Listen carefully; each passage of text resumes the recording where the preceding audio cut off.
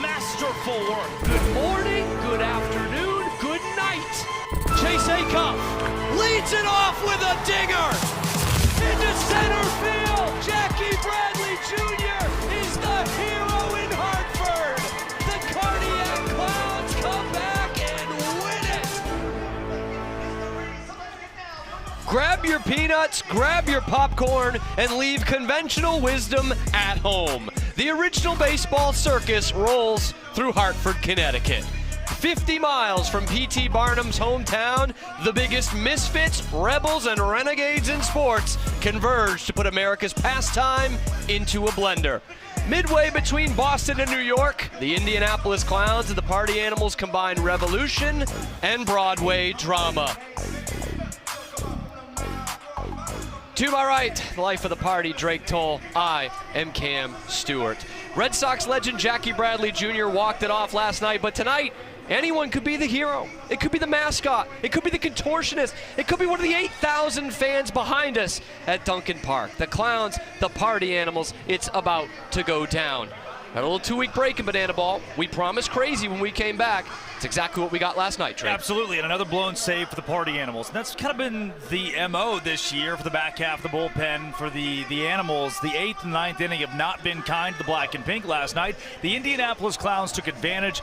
And, man, I've said this a couple of times. I'm the guy in the fur coat and the pink. I want the Party Animals to win. That's kind of part of the being the Party Animals broadcaster here.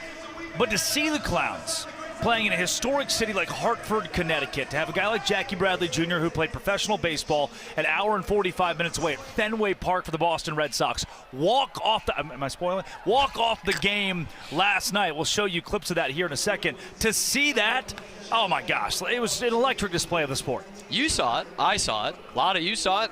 Let's revisit the madness going on last night in Hartford, and it was the Party Animals who took the front foot here. Oh, TJ Reeves, the rookie.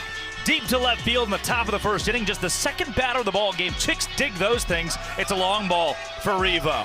Party Animals, though, do not get the point.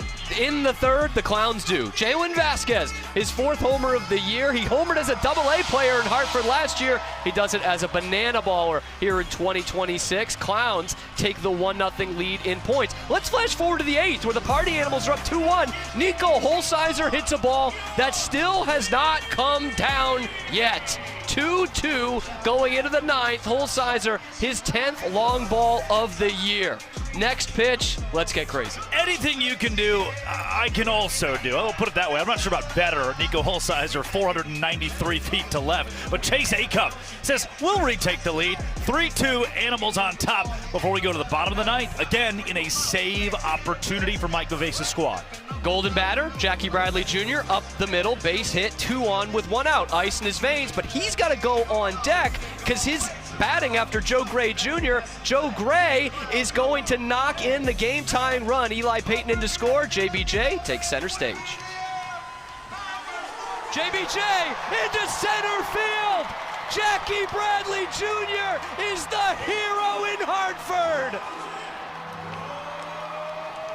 Down in the 8th, down in the 9th, the Cardiac Clowns come back and win it.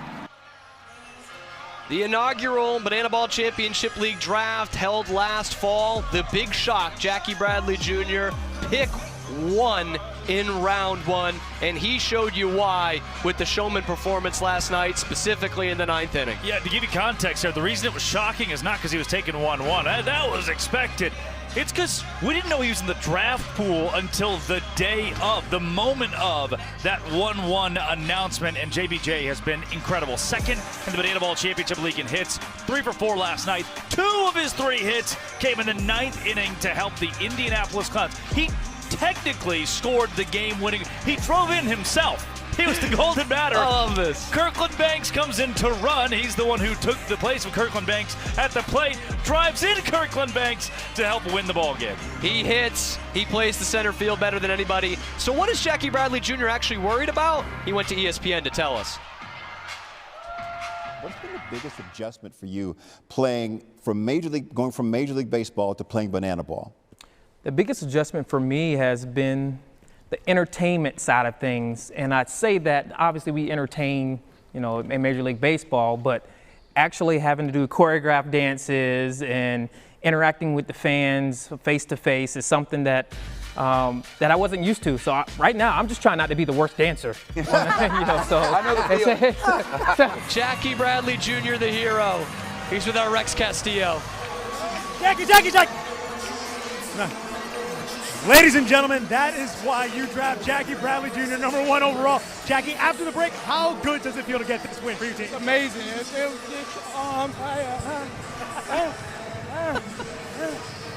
Good, Jackie. That's a committed man. That's a banana ball man. Ball man, indeed. And it's not just that he's one of the best players in our sport, but for the first full-time banana ball player to come from MLB, to embrace it the way that Jackie Bradley Jr. has, that's what makes this so special. Pre-game, Eric Fox, head coach of the Clowns, sitting in the dugout going, "Hey, Dion, dance. Kobe, you got to dance. Bobby, why are you dancing?" Here's Jackie leading the way, learning a new dance for the full team you'll see displayed tonight. He is a leader in the clubhouse and a leader on the dance floor, too. Just embodies everything that we love about banana ball. Fans first, and oh yeah, he's pretty good at playing this sport too. A legend just up the road in Boston, so a bit of a homecoming for him, but more of a homecoming for an original Hartford yard goat, Correll Prime, who is standing by earlier today with Rex Castillo. Hey guys, thank you so much. I'm here with a banana ball veteran, Correll Prime. Long before he wore this jersey, he was actually a Hartford yard goat. So in a way, Correll, this is your home stadium from yesteryear. What's it like to be back in Hartford? Oh, it's great, man. I was an inaugural GOAT back in 2016 as a member of the Colorado Rockies organization. But to be here in the banana ball, organization in this fashion is just nothing short of unbelievable. It's great. Just reconnecting with all the people that I've formed relationships with way back when and as a mature adult now. So just hitting on all of those and walking around the stadium, just seeing places I used to hang out when I was here as a player, and to just put on a show for these great fans, it's going to be awesome. You were pursuing a professional baseball dream, and that was incredible. Now you're also a professional ball player, but also spreading the message of the Indianapolis Clowns. How special is it to wear this uniform in this stadium? Yeah, it's very special to be just a small part of history. Any type of baseball history is just great to just learn about and to just be able to push this brand forward in a new way, kind of revamped in 2026, going into 2027. Just kind of enlightening the people, baseball fans especially, banana ball fans also, about how great this brand is. About how great this brand is and why it means so much for us to be doing what we're doing and representing this team. So it's been great, and to do it in Hartford is going to be awesome. Now, as a Hartford yard goat, obviously you were dealing with very traditional baseball. Last night you dealt with a contortionist on your team taking an at-bat. What was going through your head when Amadou was up there in the batter's box? Well, I like to say Amadou whenever I see him. No, Amadou, let me just talk about him for a second. He's been amazing. He doesn't know a lot of English, but he's fully immersed himself and made himself a part of what we're doing. And he's every much a part of the team as the next guy. So to see him kind of just not care and to really just let his talent shine and let him do what he does best to entertain people, for him to get in that bat. If you know banana ball, it was not shocking, not surprising, but to do it and to have Jesse Cole here and to see his reaction to it, it was just cool. It just trickled down, man. Everybody loves being around Amadou, and for him to do that, hopefully next time he gets a chance to swing it. I want to see him swing the bat. That was awesome. And look, you had a walk-off win yesterday thanks to JBJ. What can we expect from the Clowns these next 2 nights? Oh, man, just more banana ball. We put on a great show last night. I thought we did a great job of attempting trick plays when we had the opportunity to. And you can kind of see just a collective sigh of relief. You know, when these tricks get made, all the guys, you know, you can tell everybody gets empowered by it. We see the second baseman do it. Now the center fielder's doing it. Now the first base, you know, I'm doing it at first base. It just trickles down to everybody because, like I say, man, the game is already won. We've already done the hard part. We're hanging out with the fans. We're enjoying ourselves. We're banana ball players. We win every single night. So to plus the experience, we just need to put on the best show we possibly can, and every opportunity we get to do so, we got to do it. So hopefully we do that again tonight and tomorrow and the rest of the tour. So should be another great show. Correll, thank you so much, my friend. Hey, Cam, Drake, let's send it back to you. Thanks, Rex, and thanks, Correll, who is having himself quite a homecoming here in Hartford this week. We talk about the different kind of journeys that these guys take to banana ball. We talked about an 11-year MLB veteran. We talked about a 20-year-old contortionist. But, Drake, this is what it looks like for a lot of these guys. The prime timeline.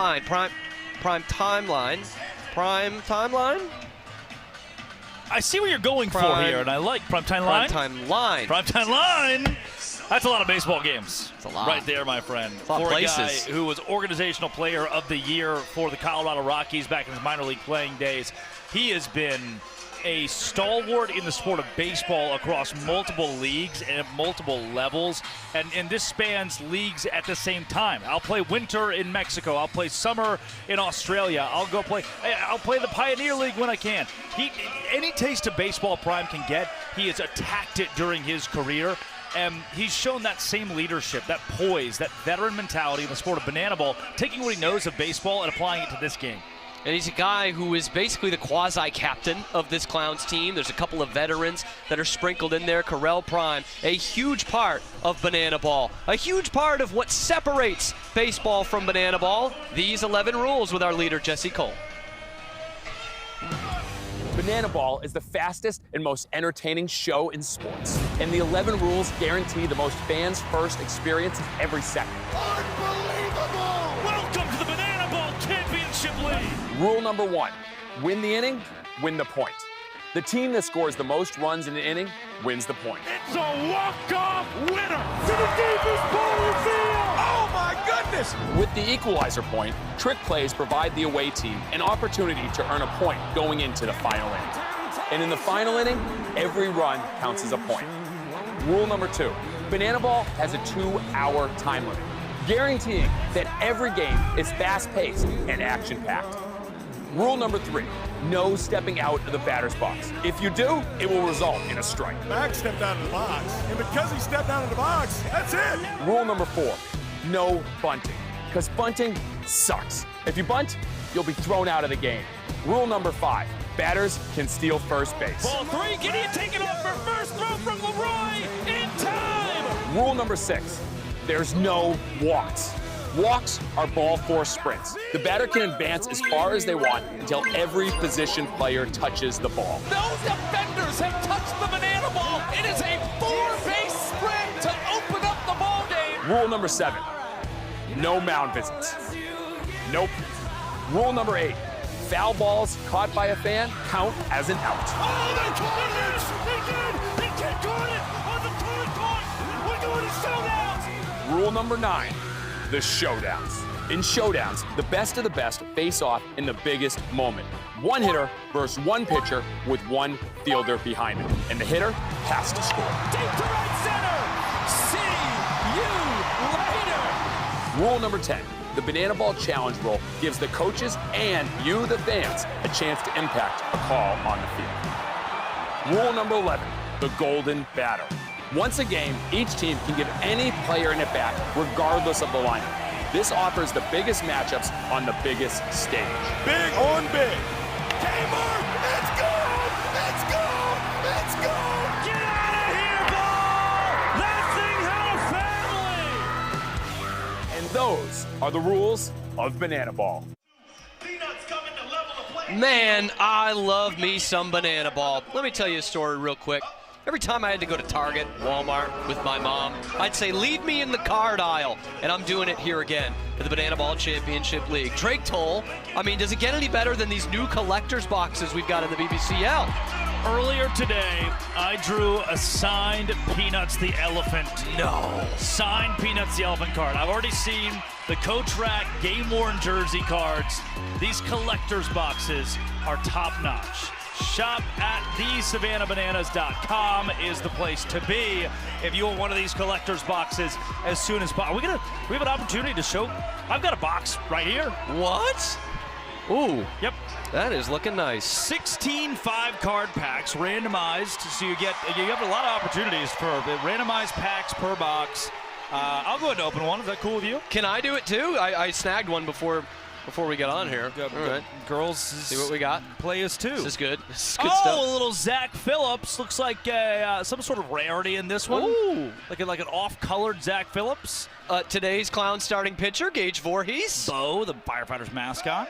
Nico Holsizer now tied for second in the Banana Ball Championship League with 10 home runs and a homer last night that still has not come down. Can I interest you in a Lamar Sparks, ladies and gentlemen, firefighter? You might. Oh, Drake. Yep. Drake. What you got here? I got the big one. I got the big one right here. Oh my gosh! I got the big one. Oh no! Are you kidding me? Kyle Jackson. Are you kidding me? Hey, KJ. I can retire off this one right here. Kyle Jackson, signed card. If you'd like to apply for the Indianapolis Clowns broadcaster job, it is Zach at thesavannahbananas.com. Cam is somewhere in Zihuatanejo. Yep, I am sailing around the world, baby. You want one of these puppies? Shop.thesavannahbananas.com, and you can get yourself a Kyle Jackson signed card. You might even get a Drake Toll card in there. I have been told that I'm in the packs. We're still I'm in the packs. So they say. This is chest hair included. This is great stuff. If you get my chest hair card, that's crazy. I'll sign it for free. As much as I'd love to retire, Drake, I don't think I can give this up for anything. No. I really can't. That one's yours, big guy. Yep. And the best dad joke gets the Gage Voorhees card. I hate to part with that, too. But it feels like I'm back stuck in the Target aisle again for these Banana Ball Championship League cards. One more time, it's at shop.thesavannahbananas.com. Get your pack today. But boy, the only thing distracting me from these cards is this beautiful ballpark that we have got behind us here in Hartford, Connecticut, voted the best ballpark in minor league baseball. Dunkin Park, kids, opened back in April of 2017. A game that Correll Prime was playing in, by the way. We will see well over 21,000 fans in the stands in this 3-game set that we are right in the middle of. And Drake, chicks dig the long ball. Yeah. Saw plenty of it last night, and these dimensions are a big reason why. Well, there's a reason that it's voted the minor league ballpark of the year multiple times. This less than 10-year existence now. It's because everybody digs the long ball. Whole lot of home runs here. 392 to center field. That's a short porch. And center field is the porch, 392 feet. We've seen it as high as 415 to dead center in 2026 in the baseball complex. Cam, 3 dingers last night. I'm going to go over on 3.5 again today. All right. These players, they were licking their chops before yesterday's game, seeing the dimensions in this place, seeing the ball fly out of it. I don't know if the city limits of Hartford could even contain Nico Holsizer's home run. I'm betting we're going to see a lot more of that tonight. If I were a betting man, a meal at Chili's is on the line. Drake and I both have a home run hitter for tonight's game that we will tell you during it. But right now, we got to get you hyped up for this thing. We have got the Barnstorm Brass down on the field. Brandon Bomer, Matt Wolf, the Clowns are ready to bring you some banana ball here on YouTube.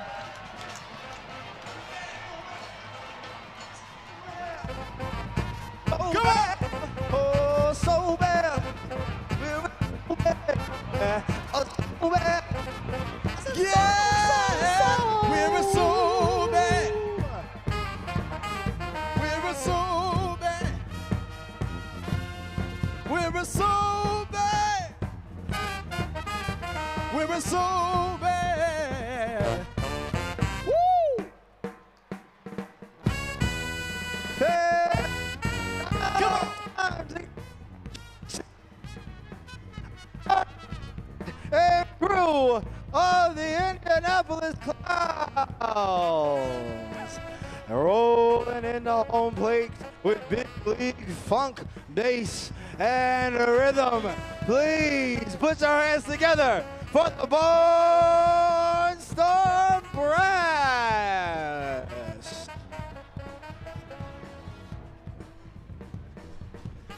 You know him, you love him. He's our answer to the rubber band. Ladies and gentlemen, give it up for our flexibility coach, Amadou. He's the world's first pitching mascot. He just might pull a trick on you, ladies and gentlemen. Peanuts. Oh, I think that's the trickiest pitcher in all of sports, who just might pull his pants down on you while he's throwing. Give it up for trick pitcher Matt Wall. Oh. He's our time-traveling ball player from 1956. Yes, you guessed it. It's Old Knuckles Fisher Polydura. Last but not least, flipping in the home with big league flips, tricks, and kicks. He's a former WWE 24/7 World Champion. Give it up for acrobatic coach, Sydney. Your cast of the Indianapolis Clowns. Ladies and gentlemen, the cast is ready. The players are ready. But now it is time for you, the fans, to get ready. So I need all of you on your feet. All 8,000 of you guys on your feet, because it is time for the fan warm-up. So please join me in welcoming 5-year-old Lila. What up, girl? All right, so look, check me out. This is the fan warm-up. So whatever you do, everybody in this entire stadium got to do. Are you ready to warm them up? Yeah! Lila, I need more energy than that. I said, are you ready? Yeah! All right, hit it. Clap it out, clap it out. Start nice and easy. I know y'all can do this one.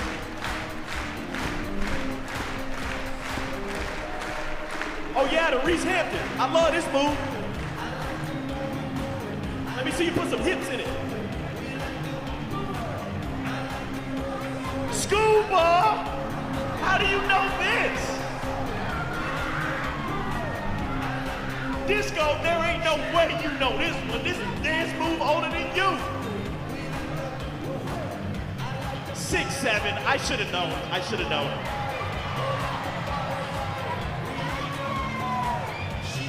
Jumping jacks. Oh, I hope you wore deodorant.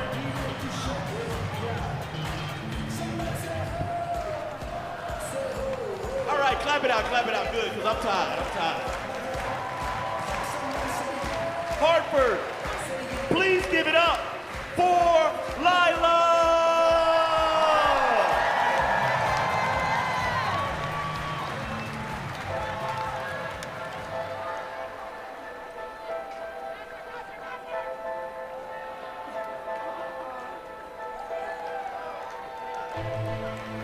Ladies and gentlemen, dreamers, believers, and storytellers from around the world.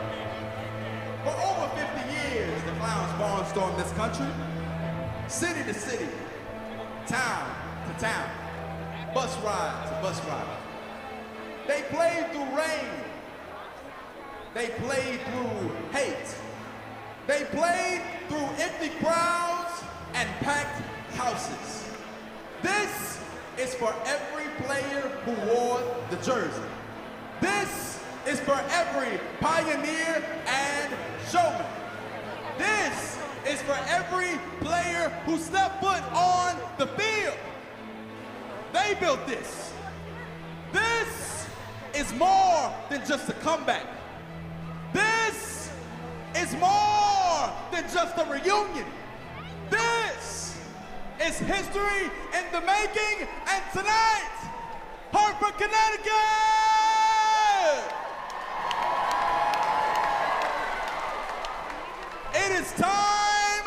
you to unite and get on your feet.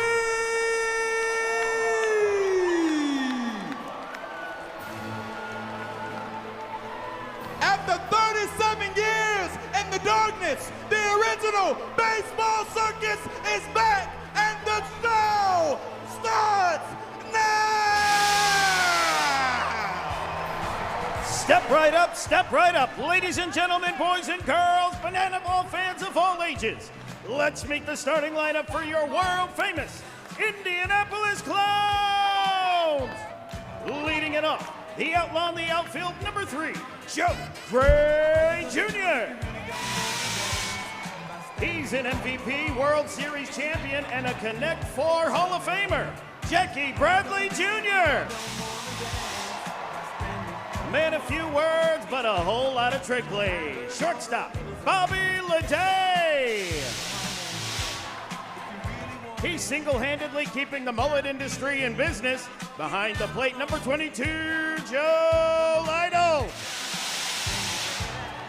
Making a splash even though there's no water around, number 44, Dale Francis Jr. No need to set your watches because it's prime time. Number 11, Corral Prime. Size doesn't matter. It's literally a part of his name. Number 12, Nico Hulsizer. He's our golden boy from the Golden State. Number 16, Eli Payton. Bringing a little bit of that Georgia heat to Connecticut, number 9, Chris Burgess. Snapping up grounders like a gator in the bayou, number 1, Kirkland Banks Jr. The designated runner, Malachi Flash the Kid Mitchell. And on the mound, ready to break up this party, number 4, Gage Voorhees. The ringmasters of the original baseball circus are Aaron Foxy Fox, Willie Orwoni Carter, and Tony Big Tone Voiro. And now, ladies and gentlemen, we'd like to ask you please remain standing and remove your hats and caps as we honor America. To help us, please join us in welcoming Chelsea Pollard. Oh, say, can you see by the dawn's early light what so proudly we hailed at the twilight's last gleaming, whose broad stripes and bright stars through the perilous fight o'er the ramparts we watched, where so gallantly streaming, and the rockets rock the land, the bombs bursting in air, gave proof through the night that our flag was still there. Oh, say does that star-spangled banner yet wave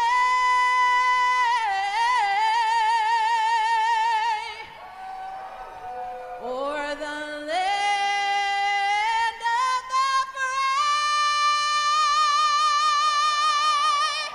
and the home of the brave. Wow! How about it for Chelsea Pollard?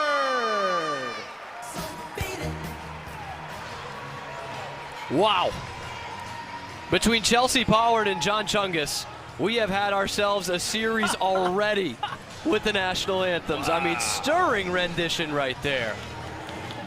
No better way to get you ready for Party Animals and Clowns here on YouTube as the sprint for the postseason starts with this series. In a world where we get to see some crazy things every weekend, meet some great people, and be around all-pro, world-class athletes, it's a July night at the ballpark. It's a summer night at the ballpark, man, and there's just nothing that can replace that. Don't let that get lost on you. You got another summer night watching a little bat and ball. It's a blessing to be here. It's as American as it gets. It's entertainment. It's the national pastime put into a blender. Let's see how the Clowns are going to line up on defense here in the top of the first inning. A team that is really coming around with the trick plays. Bobby Leday is leading the way at shortstop. 10 trick plays in this month. He leads all of the Banana Ball Championship League at the shortstop position. 13 of them turned by the team last night, denying the equalizer point for the Party Animals, I should say. Kirkland Banks gets the start at second. Really not much of a drop-off between he and Jalen Vasquez, two elite defenders at that position. Brian Dancero, the designated fielder, in left. Joe Lytle even has a couple behind the plate. Eli Payton and Correll Prime at the hot and cold corners. And how about having an American League Gold Glover out there in center field in Jackie Bradley Jr. They will all be defending behind Gage Voorhees, the dad joke king of the Banana Ball Championship League. A rare start for him, his first one since March. March the 22nd was the last time he took the mound as a starter. It's his third one of the year. Got 18 appearances overall, so 15 of them out of the bullpen, and does have a start against these Party Animals before. That was back on March the 8th. 3 innings, 1-run ball, and struck out 3. He is nasty. He's got 5 pitches to throw at you, but he has got a test right at the top of this Party Animals order. Yeah, a lineup that struck for 9 hits last night against these Indianapolis Clowns, and a slew of those. A couple of them came from Chase Acluff, including a long ball. A home run last night, solo shot in the 9th inning to give the Party Animals a 3-2 lead. Now, while they would relent that 3-2 lead, the offense was not the problem, not an issue for the black and pink. If they keep the same momentum in the batter's box, they'll be A-OK. Tonight, it starts with the MVP, Jake Skoll, followed by Rookie of the Year candidate TJ Reeves, and behind him, last year's Rookie of the Year, Andy Cosgrove. Those are the 3 who start the party for the Animals. And we know when these two teams square off, there is plenty of offense. We saw it in Tallahassee. We saw it in Tacoma. We are seeing it again in the Miami of Connecticut in Hartford. Something like that, huh? Something like that.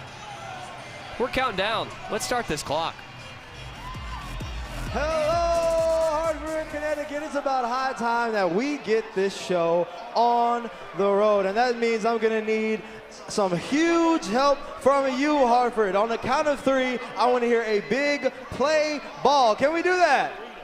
Get a mark. All right, y'all. Here we go. 1, 2, 3. Play ball. It's showtime. Let's play banana ball, shall we? Gage Voorhees to Jake Skoll.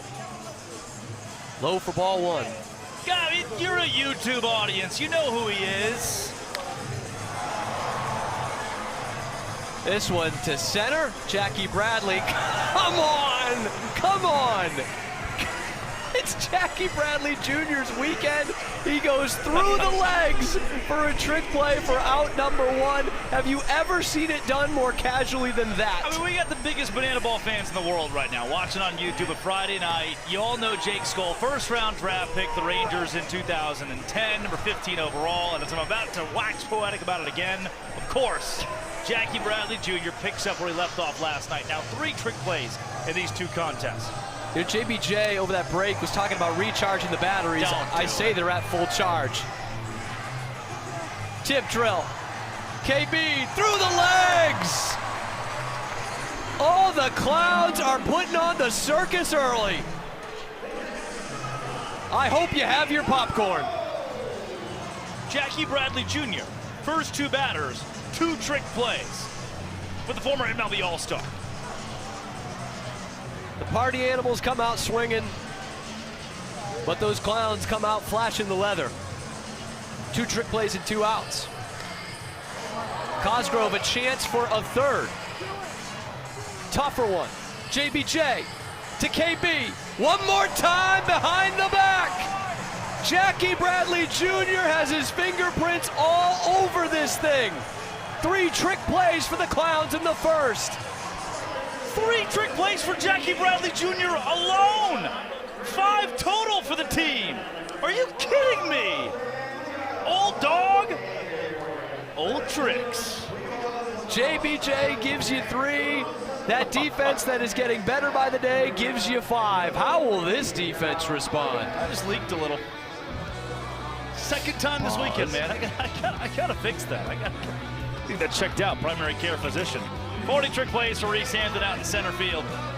Chase Acuff leads the team 78 on the infield at the shortstop position. Those 40 are the most of any outfielder that'll compete in today's contest. Andy Cosgrove, last year's Rookie of the Year, is behind the dish, and he will catch for 777's Garrett Delano. The Callahan, Florida kid, stands at 6'2", 210 pounds. The righty played college ball in the Ivy League before going to Brown, at Brown, I should say, before heading to Mercer to finish his collegiate career. Fastball at 94 miles an hour, and that 6.27 ERA doesn't tell you the full story. Garrett Delano has been lights out, namely since the Banana Ball opened. Delano, last year's MVP of the Tour Championship, is one of the best starting pitchers in the business.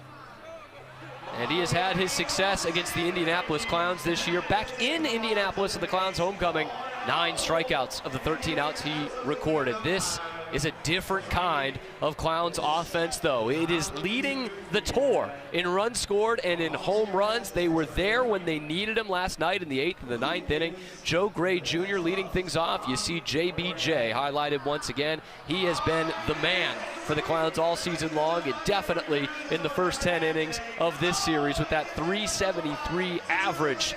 Just second on the team behind Joe Lytle, who was over 400 for most of this season. You see him in the cleanup spot. Correll Prime at his homecoming. Couple of hits last night. Nico Holsizer, the 262 average, but the 10 homers. Most impressive power potentially in this whole league outside of Kyle Martin. I told you Delano's been great since the open. 4.21 ERA in that span. That's dating back to late April. Whoa! Shattered bat lumber sail on the infield. The throw gets there on a hop to retire Joe Gray. 1 pitch, 1 out for Garrett Delano.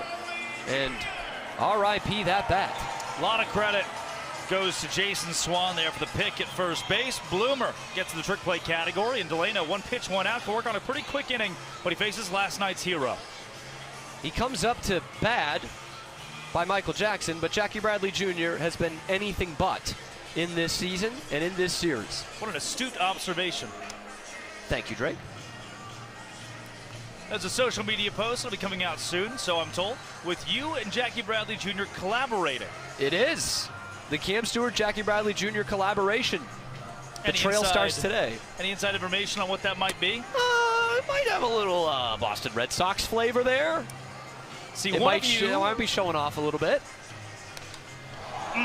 Speaking of showing off, JBJ puts a hard drive out of that one, but Reese Hampton measures that one into the sun and makes the catch. I was told that between you and JBJ, one of you could name the entire starting lineup for the 2018 World Series clinching game for the Boston Red Sox.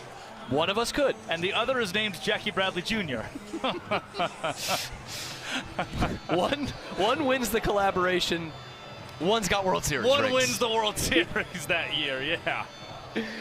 Oh, man. Yeah, so look out for that one. Yep. You can see it on JBJ's Instagram when it comes out. You can also find it on mine when it comes out. Cam Stewart, at Cam Stewart? The Cam Stewart, At only the one. Cam Stewart, okay. Only one. Not the real one necessarily. Tip of the cap to Daniel Foster for the idea. 6 up, 6 down in this first inning. Close play at first, but Acuff gets the throw there and plays the guitar on the way to the Party Animals bench. Both pitchers face the minimum in inning number 1, and a quick one at that. Yeah, salty. Gold glove play from Chase Acuff at shortstop. Oh my goodness. quick release, gets you by the half step. Party Animals and Indianapolis Clowns remain knotted up at 0 points apiece here. Now, this is a big night for that man, David Griffin, who has over 100 family members and friends here. Rex Castillo with a couple of them. Hey, guys, thank you so much. I'm here with Adam Murphy, a cousin of David Griffin, who will be going later tonight. Adam, what's it like to see David absolutely flourish in this sport the way he has? It's been absolutely amazing. We started watching him when I was just out of college, and he was coming up through Curry College and then playing in the independent leagues and the collegiate leagues and everything, and we were so excited to see him play for the Brockton Rocks. And then just the more he grew and gained and kept going, and all of a sudden like, oh crap, it's been absolutely amazing to watch. It's, he's a hard worker and he's a great guy, so it's been awesome. The whole personality too. We know he has a big personality. What's it like to see him on a stage where his personality can be celebrated? It's just great to see him shine as who he is and really step out of his shell. And he's always been a people person, and to see him going out with these kids and everything and getting up in the crowd and have a kid sign his hat.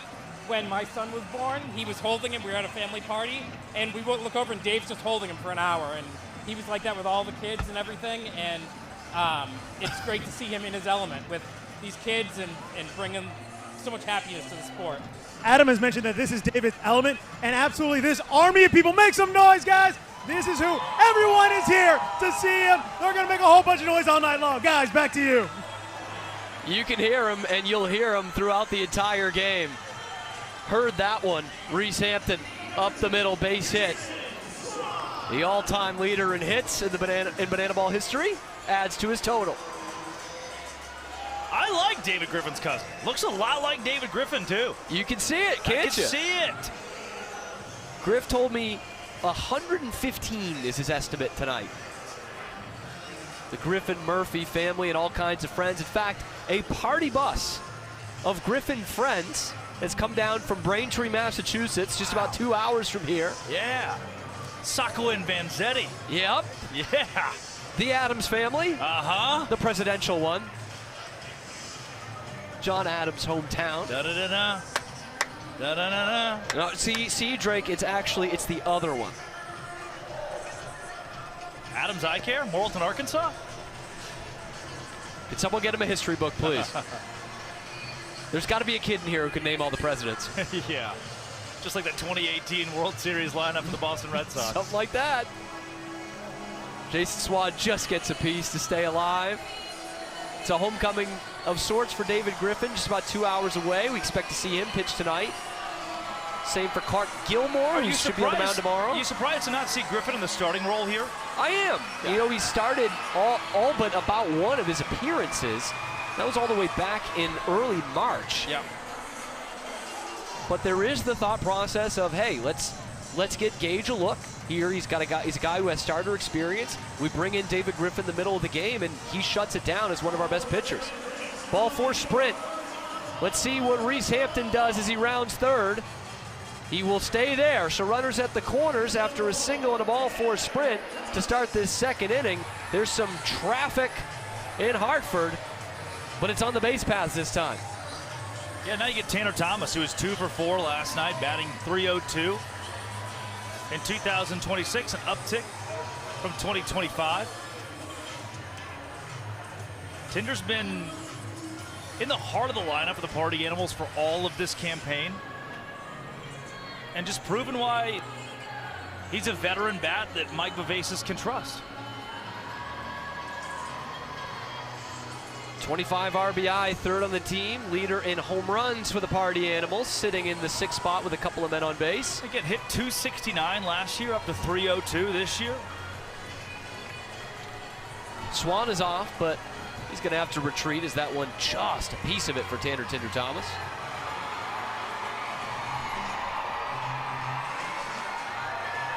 And a good dude, man. I know Tanner was frustrated quite a bit last year where there was play on the field, long season. This year, he's just taking such a relaxed approach. Drake? Almost. Maxima. White Nissan Maxima, to be exact, Arkansas plates. I loaned the car to AJ Switek the last 2 weeks. So how he got here, I am confused. It's not terribly far from Portland, Maine, but he's got a game to do. That one got a piece of Thomas. which cannot feel very good. He's telling Joe Lytle, his former teammate with the Party Animals, that hurt. Yeah, I don't think Thomas's frustrations last year were very apparent to the outside eye, but in the dugout, you could tell he was just trying to catch on at some point. I love his approach in 2026. This guy is clicking on all cylinders, entertainment-wise at the plate.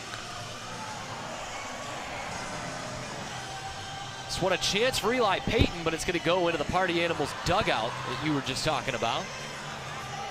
And we see that with a lot of Clowns this year, you know, with a ton of rookies on the team, just trying to find their spot, knowing they're not living day to day like they are in the independent league and the minor leagues. Got to go out there, have fun, be fans first, and you've got the season. Yeah, we're talking about Brian Dancero, who is playing for dollar bills dropped into a hat. And if he hit a home run, he got the dollar bills out of the hat over in the Pecos League. You don't have to worry about the dollar bills in the hat here in Banana Ball. These guys can play comfortably and confident. And the check's clear.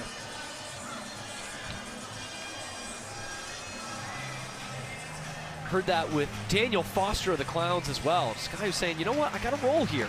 I got it. Just focus on what you do well, and certainly Tanner Thomas has done that.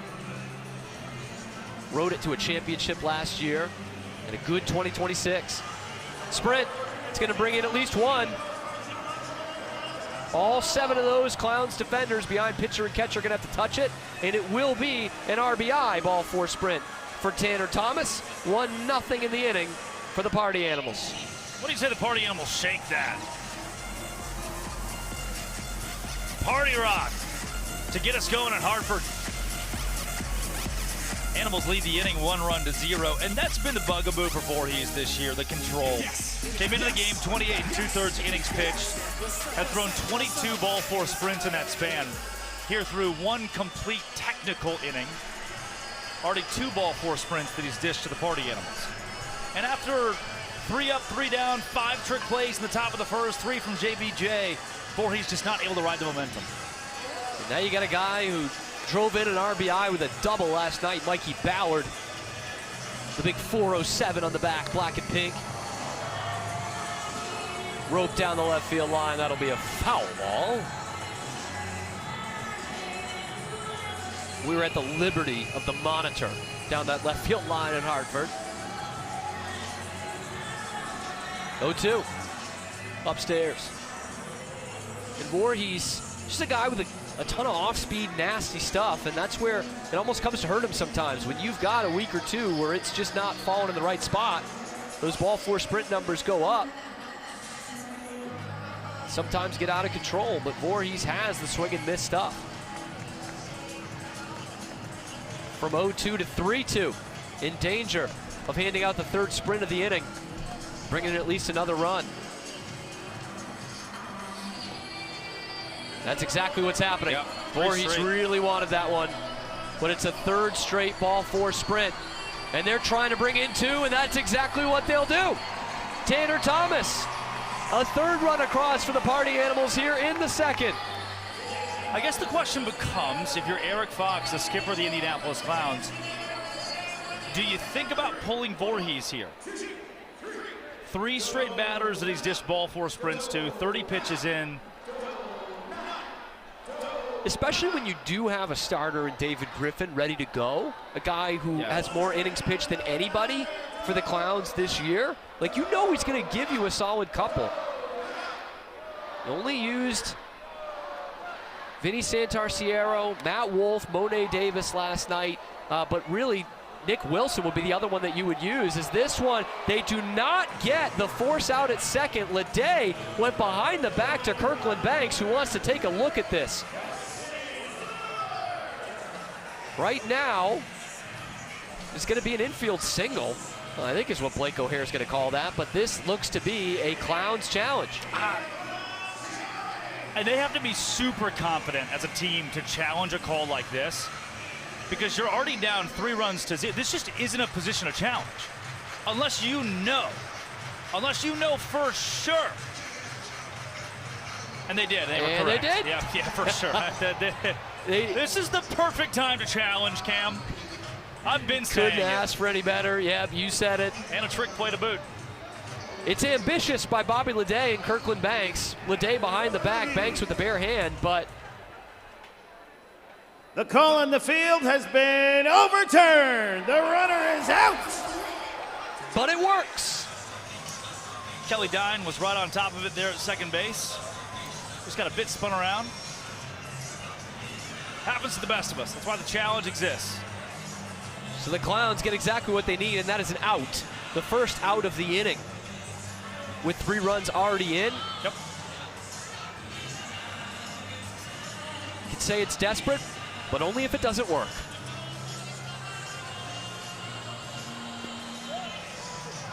Voorhees now gets Bryson Bloomer. Mark Smith over to first base.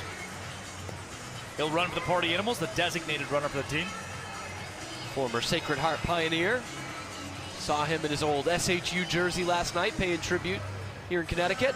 Are you sure he was out at second? I mean, if we really slowed it down, took another look. You talk about that last play there. Should they overturn the challenge? It didn't take too long for the jury to deliberate. Leday in short left center. Tip! Oh! Did Jackie Bradley Jr. catch that? Oh, and they double him up at first base! Oh, man! JBJ! They might name the sport after him. This is the second inning, and it's already a Jackie Bradley Jr. legacy game, a defensive masterclass. He was on ESPN the whole week. He should be on the SportsCenter Top 10 tomorrow. The catch, and turns 2. Trick play to boot. Da-da-da, da-da-da. Oh my gosh. I can't believe that just happened. Come on. Last night, back-to-back Webb Gym catches in center field. Opens the game with 3 trick plays. Saves the trick play here from Bobby Leday. And garners a double play. I mean, have you ever seen anything like that play? I want to see it again, kind of. Like, that was crazy. Oh. You know what? You can get a signed Jackie Bradley Jr. card in your Banana Ball collector's box. You gotta find him at shop.thesavannahbananas.com. Shop.what? Shop.thesavannahbananas.com. I gotta sign KJ today, if you weren't here for the pre-show. I Sign did too. KJ. I did too. We did some polls during the pregame for the Indianapolis Clowns as Delano comes back out with the Party Animals. And I also pulled a signed KJ. No. It means 2 fewer are in the ether. We have 2 of them. It means more JBJ ones. 2 signed KJ cards. I can't believe this, man. We're here. We've got a number 19 Red Sox jersey in the booth tonight. I've got signed Ty Jackson, signed KJ, Shane Victorino, but it's got a misprint on it. That's rare. Even better. Rare, right? Misprint. It's awesome. It's like that old Jeter one that had Mickey Mantle and George Bush. 2007 tops. I have a Sean Fluke, 1 of 14. Just 1 of 14? Yeah, right. Just 14 of them. It doesn't really label why or any other context here. Bryce Grisaffi? Yeah. Hold on. I'll trade you my Bryce Grisaffi for your signed Kyle Jackson. The only one I'm looking for from your packs is the Peter Collada. Yeah. That's it. Joe Lytle. Loud. And that's off the wall in right center. Joe Lytle could use a little pick-me-up. He got one right there. Lead-off double for the Clowns, trailing by 3 in the inning. Lytle has been a doubles machine all season long for the Clowns. Not much in the home run department, just 1 of them, but make that his 14th double. Entered the game hitting .392. That'll tick up a couple of points. And he is now tied for the tour lead in doubles. He's also tied for the team lead. Bobby Leday with 14. Former Party Animal, former firefighter, now Indianapolis Clown. Traded in a lot of threads. And just deserves to be in Banana Ball. Joe Lytle, notable good guy. Great guy. Like, When I walked into Banana Ball, just one of the first guys to embrace me. The random guy in the fur coat. I hate to copy you, but I got the same thing, Same Drake. thing, yeah. Same thing. Joe Lytle, You two first are couple of thick as trips I was thieves, on. Man, I mean, so many across this Clowns team. It's such a great group of guys, but Joe Lytle, obviously one of the most outspoken, having fun with it. I got to get this hitter, Dale Francis Jr., to cut my hair. It's a lot less work than pretty much everyone else. Yeah. To cut my hair versus a lot of the other players. That'll do what you were going for there. Yeah. Joe Lytle doesn't need a cut anytime soon. Splash. Chase Acuff goes through the legs, add another trick play to his total and the Party Animals total. I've been looking at that bald spot of yours, and the headset does an okay job of covering it. You should reach out to Kyle Lewis. Whatever Kyle's been using, man. Kyle's a friend. Dan Oberst is in there. Don't call Adam Viro. He's not gonna have great advice for you. No, it's not. No. Nor should anyone approach me, Viro, okay? You know, you're not the only one. So take it personal. Yeah. Corral Prime, he's got a good head of hair on him too. Back in Hartford, big swing. He has had a flair for the dramatic in his homecomings this year. We were in Fargo last month, where he played parts of 4 seasons for the Fargo Moorhead Redhawks. Hit a home run there and took the whole team out with him to round the bases. Shared quite a few pictures on Instagram this week of his time in Hartford. 2 years, Double-A with the Colorado Rockies. 1 year completely on the road, the second in the first year here at Dunkin Park. And he drops one into left field for a base hit. Coming up a little bit lame there, John Howard Bobo dropped right in front of him. That's the designated fielder of the Party Animals. Grabbing high up on that right leg. Walks it off, tells his head coach Mike Vivacis, I'm good, I'm gonna keep playing. You know, if he had that injury in the UK and he couldn't go forward, you just tell the people, call the number on his jersey. Didn't know where you were going. It's 999 over there. And you got there. Man, this is a dangerous hitter to come to the plate. The inning-tying run, Nico Holsizer. First pitch swinging. This one is going to stay in Dunkin Park this time. Jake Skoll reels it in, but Joe Lytle tags and scores. Add another RBI to Nico Holsizer's total on the sacrifice fly, and the Clowns have one back. A couple ribbies last night for the kid. Did I mention that he hit a home run? Yep, 3 in these 2 games now. Did I mention that it went really far? Oh my gosh. I was talking to Brady Kais at dinner last night. Or it would have been lunch today. Last night he was taking it all in. He said, you know what's good for the sport? What, Brady? He said 500-foot home runs. Kids love it. It's great. It's good for the show, huh? It's like, all right, Brady, all right. No, that was very big of him. Kais was the pitcher on the mound that allowed the home run to Nico Holsizer. If Kais didn't want to, he didn't have to. Didn't have to, but he knows that this is for the greater good of the game. That's right. And you have to appreciate that. Eli Payton with 2 down. Drake. Just a little bit out of your reach. Barely out of my reach. We could get some beads from the Barnstorm Brass. Did you say beers?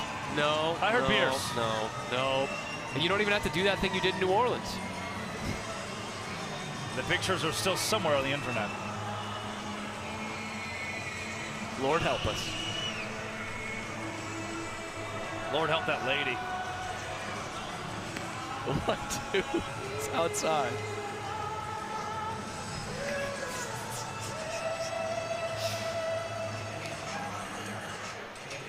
The golden boy from the Golden State, Eli Payton.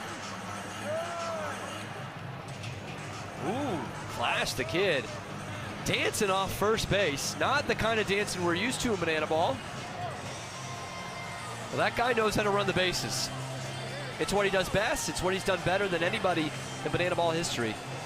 Banana Ball's leader in stolen bases, and runs scored all time, that man at first. He'll be off with this pitch as soon as Garrett Delano makes it. At this time in that series in Indianapolis with Garrett Delano on the mound, he had 6 strikeouts out of 5 outs. Yeah. Peyton finds the hole past second. Flash takes a huge turn around second, but is able to scamper back, and the Clowns just won't go away in this inning. The Skull was on the money with that throw. Flash, wise to stay at second base, doesn't want the inning to end on a base running snafu. And all of a sudden, with Berg at the plate, this inning looks interesting. I will remind you, Chris Burgess, 5 walk-offs this year, second on the team. Home run here would make it number 6 and tie him for first. It's not going to be a homer. Jake Skull is going to track that one down. Clowns get one back. They make it interesting, but the first point of the game goes to the Party Animals. Big time, the boys in black and pink who fell last night. They needed early momentum. They have early momentum. And Cam, the band is on the field. Let's go to the Barnstorm Brass, or in Hartford, the Barnstorm Brass Bonanza.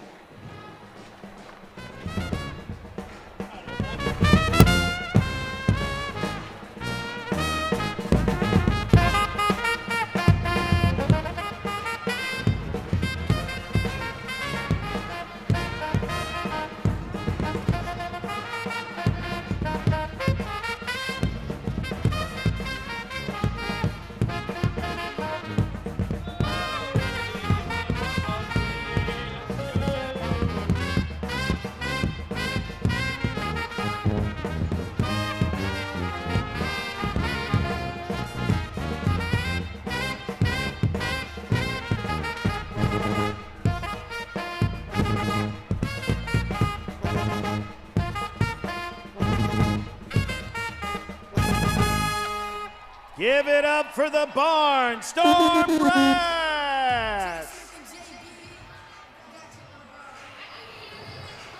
Everywhere we go, Barnstorm Brass entertains us.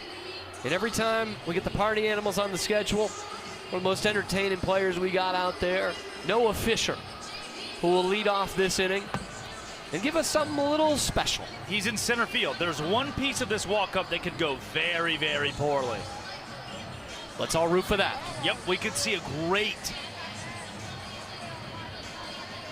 snafu. Pay attention.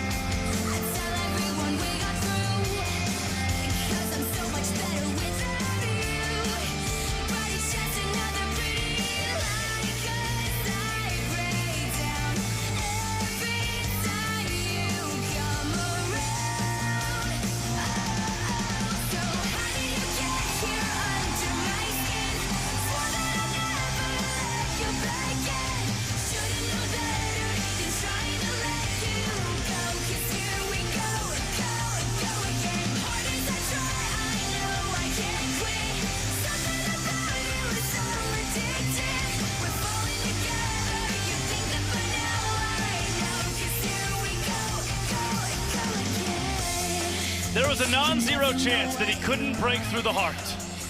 We rehearsed it many times pre-game, but he does. He nails it. He always nails it. Noah Fisher is hot. You kidding? Noah Fisher's always breaking hearts. Same with the Clowns first baseman, Carell Prime, who's wearing a mic for us tonight. Carell, prime time. I got you, baby. I got you. I think I got you all the way. What's up, everybody? Prime, it's so great to talk to you. We've done this homecoming thing before, did it in Fargo, but you're back in Hartford where you spent 2 years, including the first year of this very ballpark. Absolutely. How great was that, the kind of duality of a year on the road and a year in this beautiful home? It was wild, man. You know, I wish we got to enjoy the park our first year, but unfortunately we were on the road the entire season. There was a lot of material that got stolen from the stadium. pushed the project back a lot. And yeah, we ended up playing 140 on the road with one team, one bus, one Penske truck, and a hell of a lot of good memories. So yeah, it was unbelievable. Unbelievable. Looking back on it now, it's truly unbelievable what we did. So when guys are like, Prime, man, I'm tired. It's a long banana ball season. Yeah, exactly. Yeah, do you take them back to that Hartford Yard Goat season? Yeah, so sorry, I'm losing you a little bit, but I think I know what you said. What'd you say? You want me to take them through the season? When guys complain, when they feel a little right. sore, oh right? My God. Do you take them back to 140 on the road on a bus? Yeah, man, I can't tell you how many Denny's stops we made overnight connected to the Circle K or whatever, the Flying J. We're eating pretty good. We eating pretty good meals post-game here, man. Pretty good meals and pre-game. So the meals was one thing. The travel, it would have been nice to fly some commercial flights, instead of being on the bus. But I think at that time we had a little PlayStation action going on the bus, so we kept ourselves busy. Probably a few beers here and there too. So it was a good time, man. Some things never change. Just camaraderie with the boys, man. Just ultra. Oh, heads up. Oh. Prime, I want to take you back there again. This was such a different time of your life. You're flying up through the Rockies system. You were the organizational player of the year a couple of years before coming up here to Hartford. You shared a ton of pictures this week about your time here. Well, let's let you get this first. Oh my goodness. I might have to get off the mic after that. Wow. Behind the back on the mic. Wow. Gage can't believe it. You might have Gage Voorhees speechless for the first time. Just clowning around, man. We're just clowning around, bro. Oh, that was pretty cool. Oh, here we go. The world's first and only pitcher mascot, Peanuts. Peanuts. Prime, have you had any success off Peanuts in Savannah? Man, you know what? I refrain from facing my teammates. I don't even want to give them the pleasure of being able to talk, being able to say they got me out. So I enjoy the show with the popcorn. Peanuts is a hell of an entertainer. The opposite of Brett Helton, who wants to face every party animal 50 times No, Brett wanted to face the whole organization. When you were playing for the Yard Goats, they didn't let the Yard Goat pitch, did they? No, they didn't, man. But I'm sure it's coming up soon. Maybe Jesse Cole's got something up his sleeve with a goat team. When all these old heads decided to form our own banana ball team, we'd be called the Goats. The Goat we team. Get us a goat. But you know what? Rocky system, incredible. I was an adolescent, as I like to explain to everybody. I was drafted at 18. I did a lot of good things athletically, but I didn't use my brain a lot, which, why would you when you're 18 to 22? I didn't even have one yet. Exactly.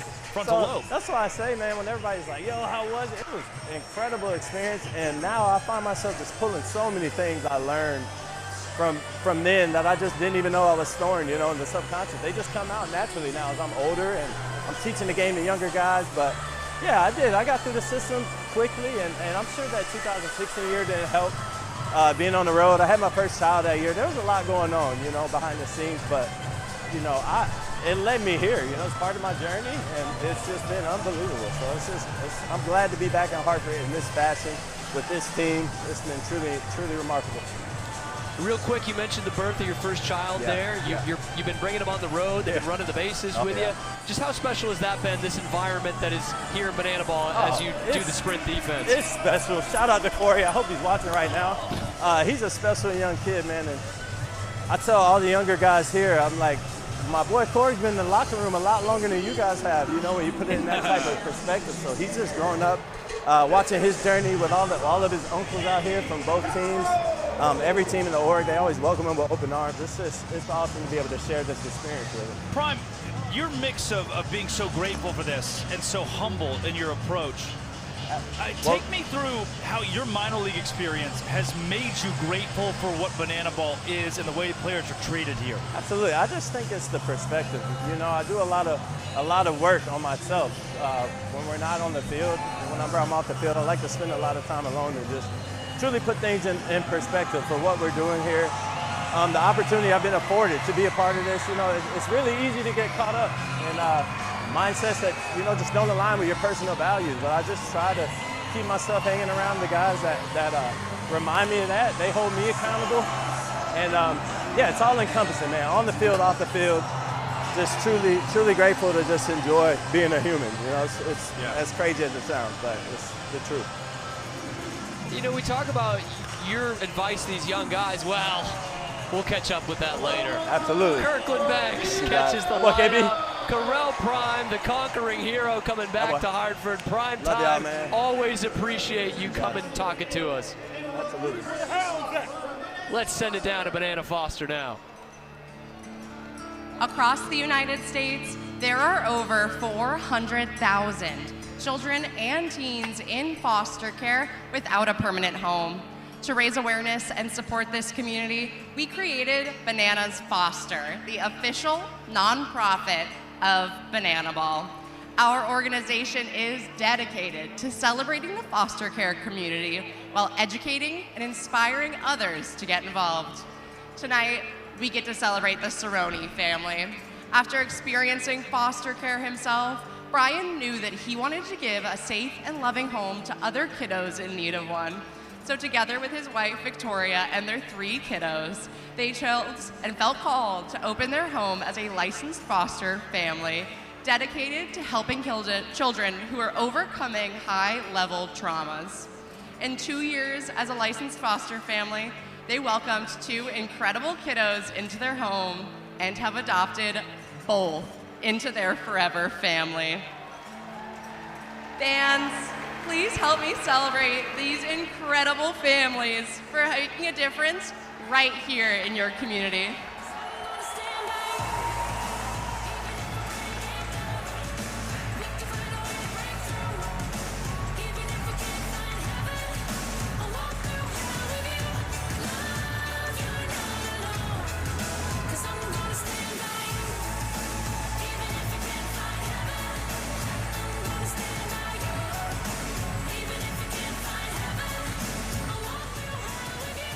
The Cerrone family, it just stops you in your tracks every time.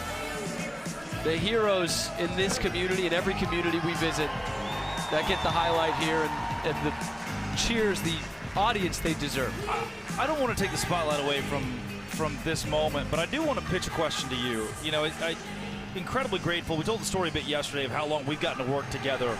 And man, I remember when I got the call, we were playing in Milwaukee, that you were full-time Clowns broadcaster. Here comes Cameron Stewart.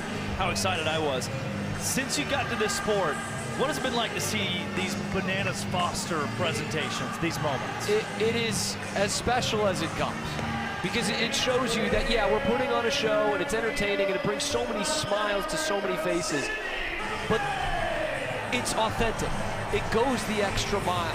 You know, it's not just these great entertainers like Sidney Bateman. Yeah. They take the chance to really embrace the communities they go to, sell out these stadiums, and highlight the heroes that do not get that recognition. I try to work it in there every time, that these foster parents, these foster families, it's just something that isn't talked about enough in this country. Yeah. And to get that highlight every game, I think is just the most special thing we do on a night-to-night basis. Welcome to Banana Ball. Welcome in. You get these heroes, You were the recognition, and you get Sidney Bateman. college admissions counselor. What? That was a thing. That was a real thing that happened. You've come a long way, huh? In fact, some of Fisher Polydoroff's friends came up to talk to me as an admissions counselor. Of course, Fisher great. was in the time machine, but his friends in his adopted hometown of Keller, Texas, got to see me as their admissions counselor. Yep. Can you believe that? There's a non-zero chance that he had time traveled to a cafeteria that you were visiting once upon a time. Kirkland Banks, a mile high tip drill. Jason Swan into the cap. Boom, baby. Count it. Count it. 2 of them for the party animals. The classic 4-3 All double right. trick play. I'm gonna keep the questions going to the new guy, the new broadcaster. Come on. Is this hazing? Do you like the tip drill into the hat? I like it into the hat a I lot. don't like it. I'm not. I won't say what I'm not a huge fan of. Because I love everything about Banana Ball. But what I like the most, Drake, is when the Clowns do it, when you get Nico Holsizer and Jackie Bradley, they're wearing those haberdashers. That's a much tougher hat to catch it in. That new era, 59-50, that's got some structural integrity. And Joe Gray Jr. has plenty of integrity at the plate. Got a base knock. Love seeing the party animals on the other side. And we love seeing JBJ at the dish. And in the field, and signing autographs after the game, and dancing pregame and during the game. We just love seeing Jackie Bradley Jr. everywhere. Spends time with every fan. Here in Hartford, a lot of Boston Red Sox fans who are here to see Jackie Bradley Jr. He's heard countless times in these 32 hours, man, I loved watching you win a World Series for my favorite Major League Baseball team. And then he hears it from the fans after he's done talking to me. And he gets a walk-off last night. I mean, the pressure it must be to be JBJ, and he's earned that pressure and wears it so humbly. This is a guy who's a couple of years removed from the majors, a year out of baseball, and you become the first full-time player who used to play in the MLB here in Banana Ball. Yep. You're right, Drake. That's a ton of pressure, man. This guy with World Series rings, Gold Glove, and he has answered that and then some. If there was no Kyle Martin, he'd be Rookie of the Year. Yeah. He gets a ball for a sprint this time. Very good chance that's the case. And you know, there's a ton of eyeballs saying, okay, this guy played in the bigs. Can he handle Banana Ball? Yeah. He's come through. And the pressure of public ridicule. Yeah. The sect of people who are like, oh, he's Major League Baseball player, Banana Ball, the dissenters. That puts a target on your back. JBJ has delivered in proving that Banana Ball is a real sport, a real thing. It just really highlights the talent around him, Drake. Yeah. This isn't just a fad, not just a trend. Banana Ball's here to stay. JBJ's proven such. And he is setting the trail. There are going to be other former major leaguers behind him.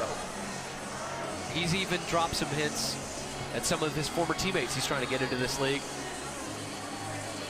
Just shows you JBJ wants to come back. Yeah. He wants to be here. Yeah. He's here for a good time and a long time.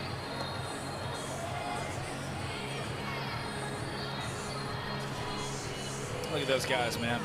They've adapted to this sport as a team so quickly. The record might not show it, but they just, they get it.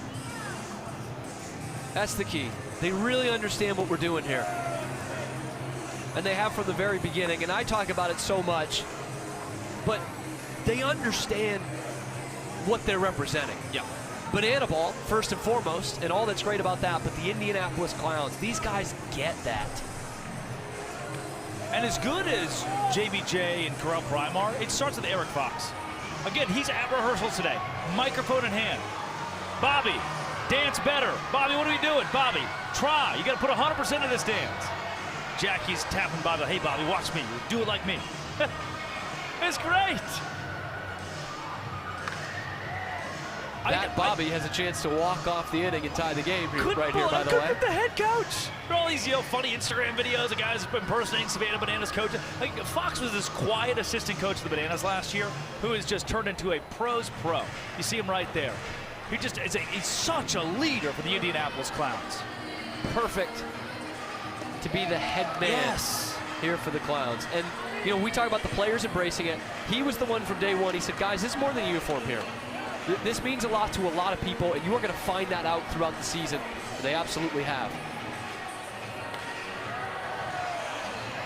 2-2 is headed for the maxima. Bobby Leday has a lot of ways that he can win this inning for the Clowns. He has done it more than anyone else on this team. 6 walk-offs.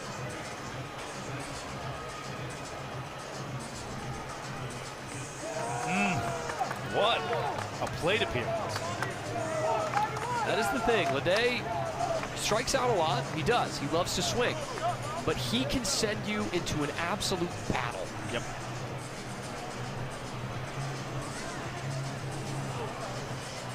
JBJ doing his dancing again. Leday had a 13-pitch at-bat in Cincinnati in which he roped a double against the Savannah Bananas. Like, that's just a microcosm. The kind of battle you're in when he's at the dish. Payoff. That is high and inside. That's going to actually catch Bobby Leday. Yeah, it hit him, tipped off his helmet. Which is going to keep the inning alive. Yep. Man, that's somehow Not the worst case scenario for Garrett Delano here.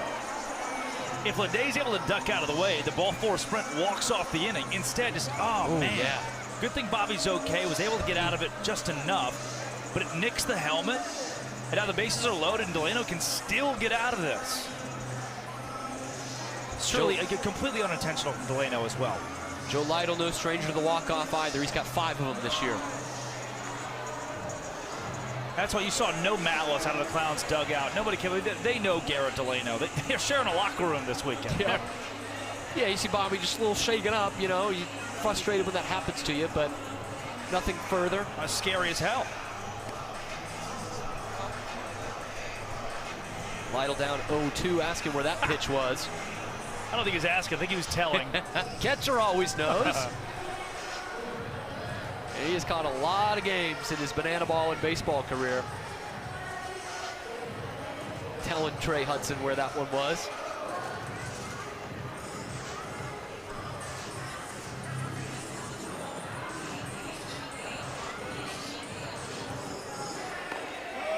That one was definitely up, by the way.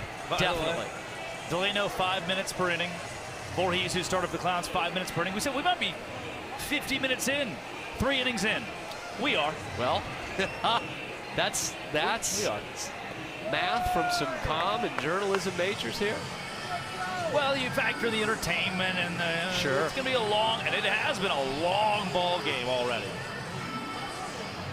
These two teams, when they meet up, they can make it a marathon in the best possible way. Nietzsche. Chance for the fans to make a crucial out. Not yet. You smell that? Smells like world's fastest inning, baby. Locked and loaded. Joe Lytle, double play ball.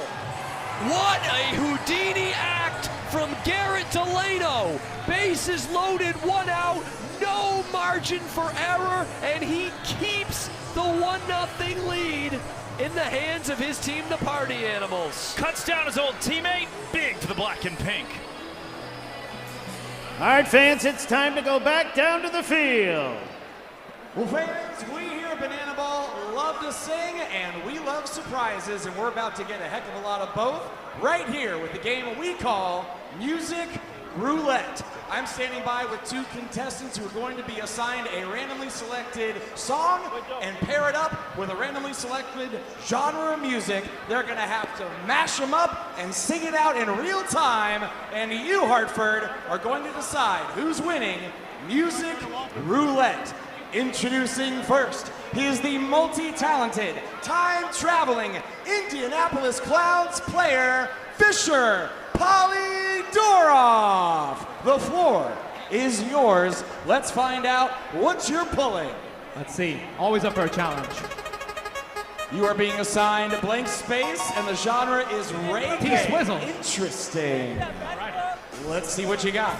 Cause we're young and we're reckless, ooh, we'll take this way too far. It'll leave you breathless, or with a nasty scar. Got a long list of ex-lovers, they'll tell you I'm insane. Yeah, man, cause I got a blank space, baby, and I'll write your name. Wow, Hartford, he was jamming. That was awesome. If I could get that mic from you, well, a mic drop. Okay. And his opponent, he is the co-host for the Indianapolis Clowns, Jarius. Let's send our attention to the Jumbotron and find out what you're pulling. You are being assigned one dance, and the genre is musical theater. A nod of confidence. Let's see what he's got.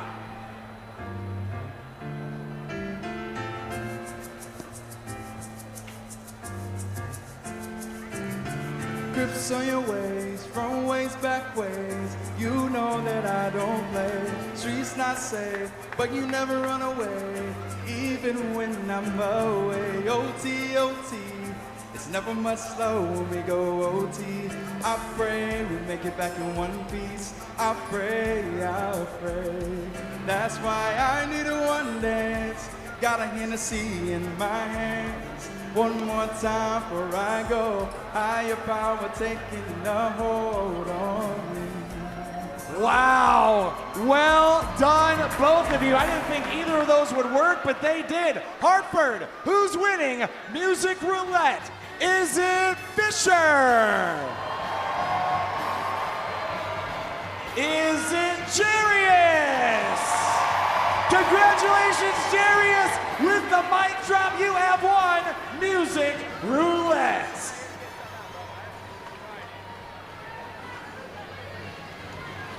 Everyone wins in Music Roulette. What the hell is going on with AJ's hair, man? Kobe Robinson going to come to the mound because I can't answer that question. The local Walgreens has 0 gel left after that. What a performance from Kirsch. Oh, I was glued to. His hair was glued too. Careful on those Achilles, boys. Kobe Robinson, I would qualify that as a trick pitch, but it misses for ball 1. Hot Sauce has been one of the best relievers on the tour since the end of April. Monet Davis just carrying a trampoline off the field. Thank you, Monet. Team player.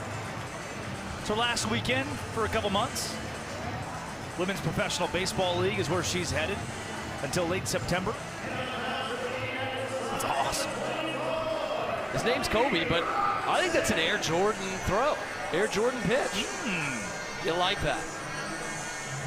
I always say Kobe, number 24, like Kobe. Yeah. 81st pick in the draft. Kobe's career high for points in a game.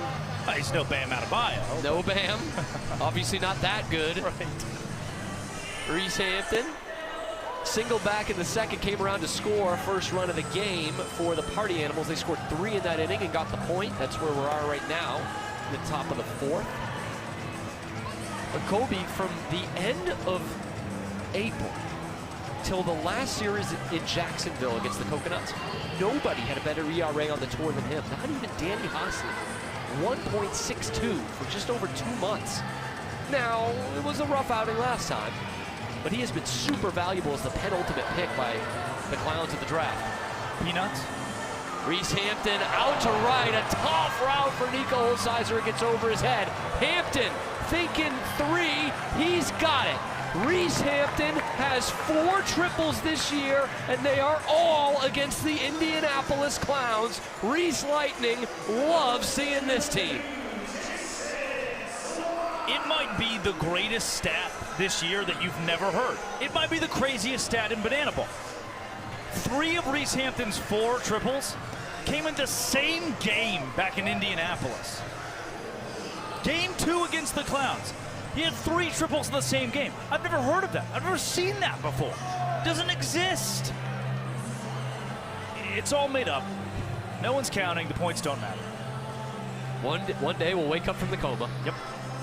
Reese Hampton triples.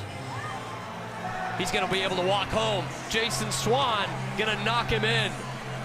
These Party Animals will dance once again as they bring their 4th run across and look for their 2nd point. They are not dancing at home plate, though. They're dancing down the 3rd baseline.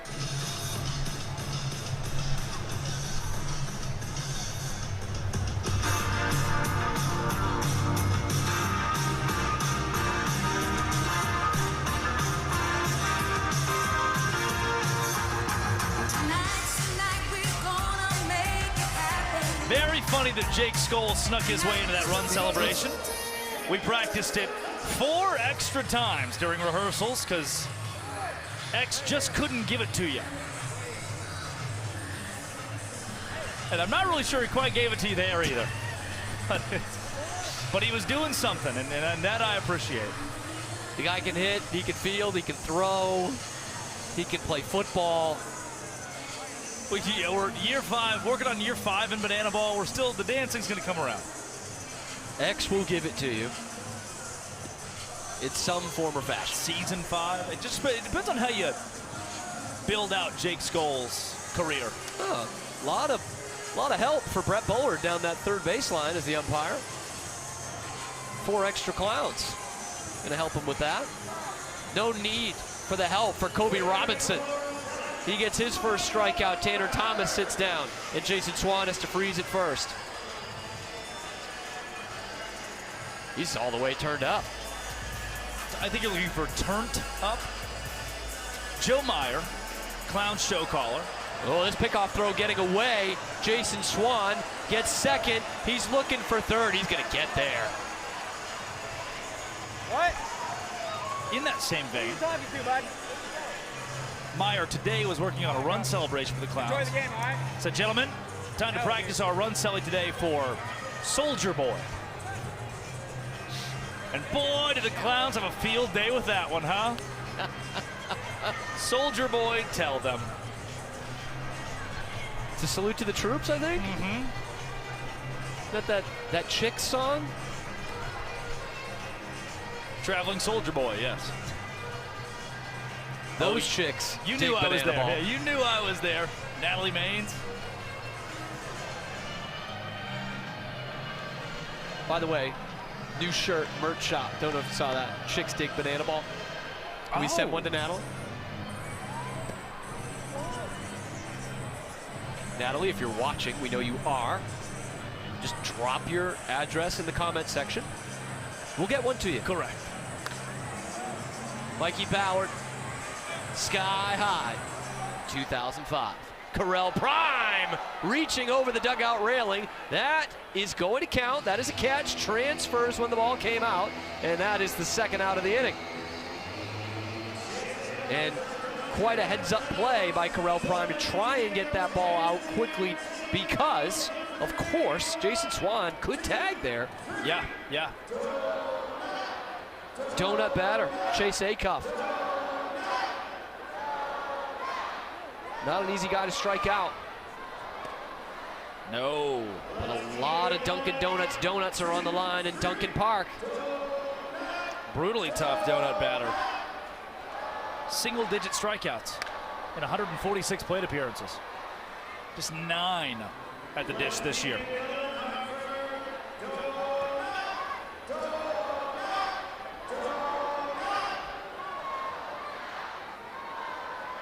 Swan leads off third.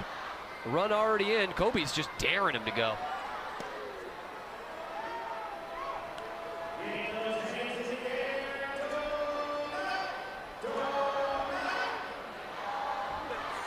The fans begging for donuts. They're not going to get it. But Bobby Leday is going to go behind the back, add a trick play to the total, make it number 9 for the Clowns, and that's how the frame ends. But Indy got some work to do. They trail by 1 in the game. They trail by a run in the inning. It's time for those patented Clowns bats to wake up here in Hartford.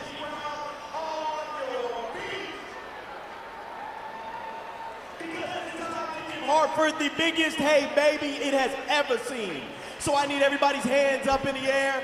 Hands up in the air because it is time for a little hey baby. Let's clap it out.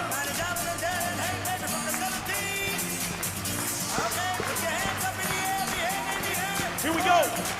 Hands up, hands up, hands up, hands up.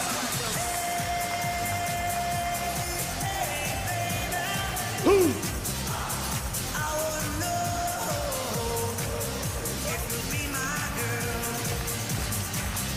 Y'all got it, y'all got it. Who?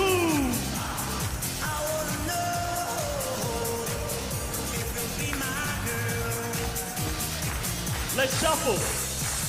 When I saw you walking down the street, here we go. I said that's the kind of girl I like to meet. She's so pretty, looks just fine. I'm gonna make her mine. Hands up, hands up, hands up. Who? I wanna know if you'll be my girl. Oh, everybody in the house, yeah. Hey, baby. Who? I wanna know if you'll be my girl.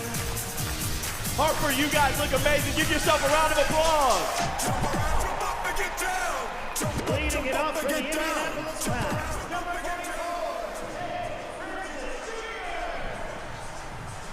It's Dale Francis Jr., Correll Prime, and Nico Holsizer due up for the Clowns. Here in the top of the fourth, they've only brought one run in through the first 3 innings, and it didn't count for anything because that was the inning. The Party Animals got the point. Yep. That's where we stand right now, 1-0. Clowns well ahead in the trick play category again. They won by 9 last night in that category, 9-4. Lead so far trying to deny the equalizer point, which would go to the Party Animals if they did come back and have more trick plays than the home team, the Clowns, going into the final inning. But it's a Friday night on YouTube. Yep.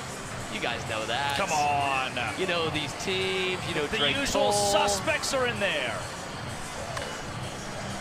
Dale Francis Jr. on a hop. What a nice pick out at third base by Bryson Bloomer. You've earned the dance. Count it. All of a sudden, the trick play category a little bit tighter within reach. But you're right, man. From Peggy to Elaine, Catherine, Katrissa, come on. Even Boss Fan, Kiki, Miles. And as we saw, I mean, we saw the Clowns draw 5 trick plays in the first inning. Yeah, so, yeah. like, this can flip quickly. It's not just every out's a trick play. There's so many opportunities for the double trick play. Yep. But a lot of usual suspects in the chat tonight. They know that. Oh, yeah, man. They know a lot. They know ball. Ooh, calm now. Garrett Delano at 55 pitches got out of a bases-loaded jam an inning ago. How huge was that? That's pretty insufficient for how the game's gone. Talk about efficiency. He sets down Correll Prime on 3 pitches. Prime can't believe it. I felt that in my loins. Pause. Yeah. That was like 3 rotations. That ball just frozen. Old Knuckles, take notes. Now here's a guy who can tie the inning. 1 swing. Sure can. He went hard into that right field wall in the last half inning, which was the Reese Hampton triple. He came around to score, so that's why it's 1-0 in the inning. Mark Smith, just as much power in his bat.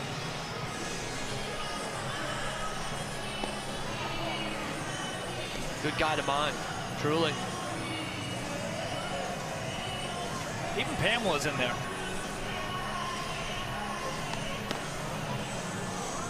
Holsizer is the tour leader in strikeouts, but he's the Clowns leader in ball 4 sprints as well. He's drawn 22 of them on the year. Had one last night. Pitch away from number 23. He wants to swing. He wants to swing on 3-0. It's a beautiful night for Banana Ball. Live, in the chat, everywhere, man. This is great. Delano got out of the jam in the last inning. He's got out of a jam so far in this at-bat from 3-0 to 3-2. And how about getting a guy who's been hitting 400 most of the year to ground into an ending double play to leave the bases loaded last time. This is going to be sprint number 23 for Nico Holsizer. That could be, in that last inning, a huge part of the game. But now, Eli Payton has something for us. This is how we do.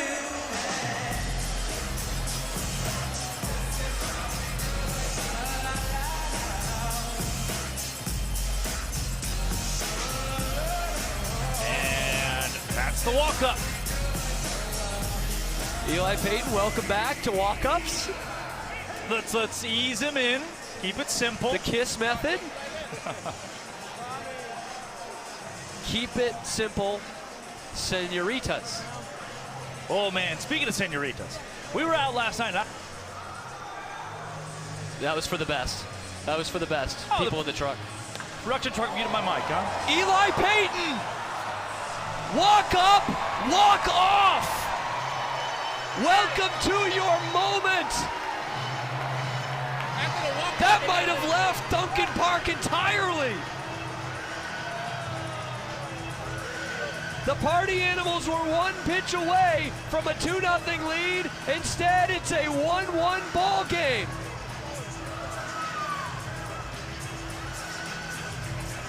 Eli Payton with no remorse for yellow banana balls. Just shows the depth of this lineup. Eli Payton's your 8-hole. Just knocked his 7th home run of the year. That's 3rd on the team. Oh. Light tower power. He looks like Robert Redford. He swings it like Roy Hobbs. Smell you later. We got a ball game, friend. They always deliver, these guys, huh? The Jukes Box Jazz. Or should I say friendo? Keep it on our No Country for Old Men kick we were on earlier. Man, let me tell you what, YouTube chat. It's just us. Couple trips around the sun now in my banana ball days. I remember the greats like Connor Higgins.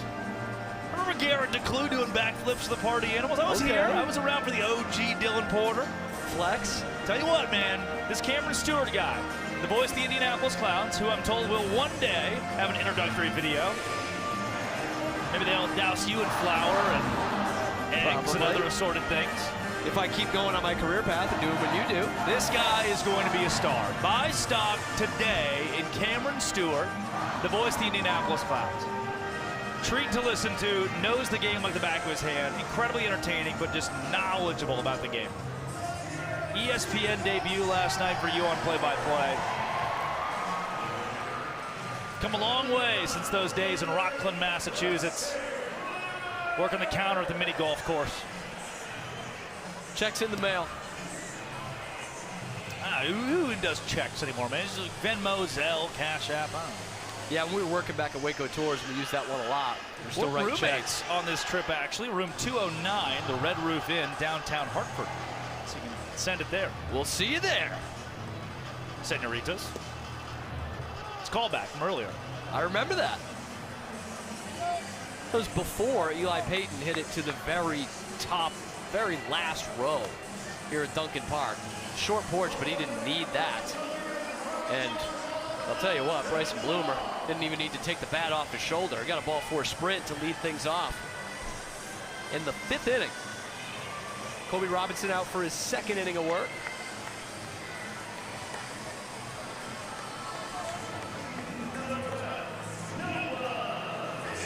Do you think Eli Payton and Nico Holsizer have a competition going? A measuring contest of sorts? You're going to have to give me context. They've both, I'll tell you when to stop, I'll tell you when to stop. They've both hit long homers. Matt Wolf to second for one, quick turn to first, not going to be in time.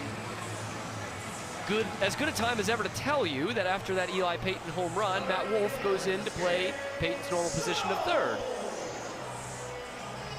That ball was hit so hard by Fish. It got stuck up in the glove there. Tough for Wolf to pull it out. Savvy to make the play at first. Make the play at second, I should say, get the lead out. And now Wolf is laying down. Lefty hitter, Jake Skoll. He can hit it pretty hard to that left side if it does go Matt Wolf's way, but he is content with this unorthodox approach. He's even going to move in even more. Glove on top of the spikes.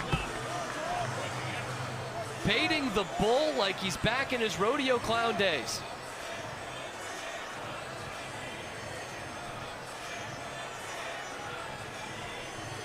Jake Skoll might have a little something in his eye. Probably remembering Banana Foster. It brings something to my eye every time, Drake.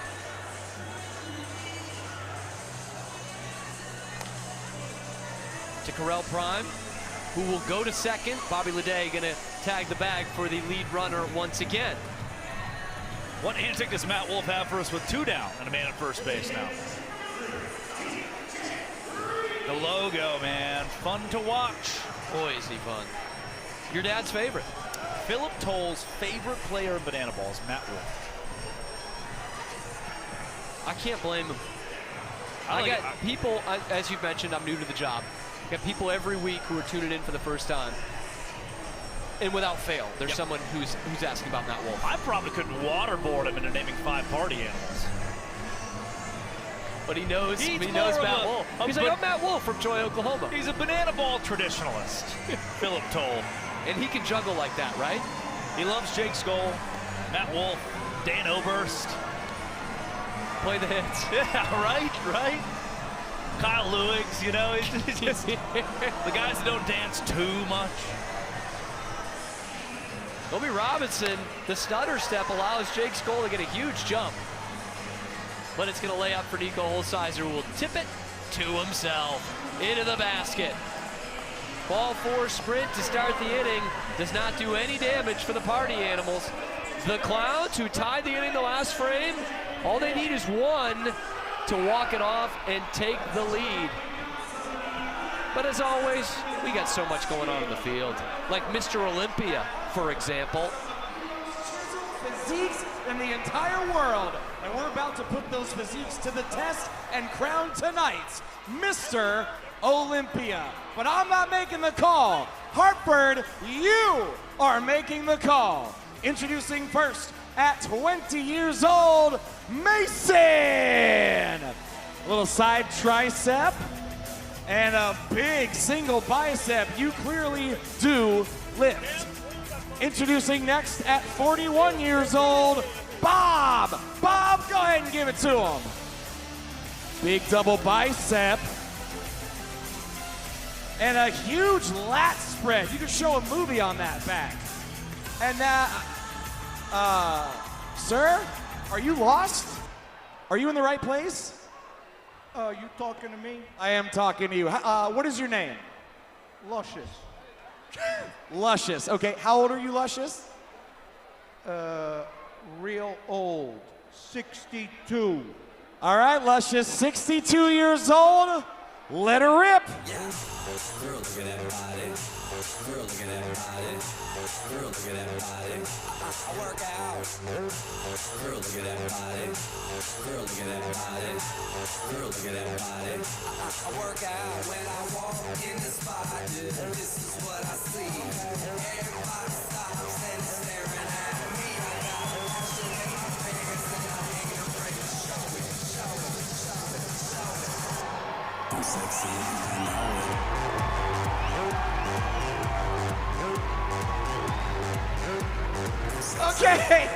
Okay, Hartford, I'm glad it's not up to me. It's up to you. Who's winning Mr. Olympia? Is it Mason?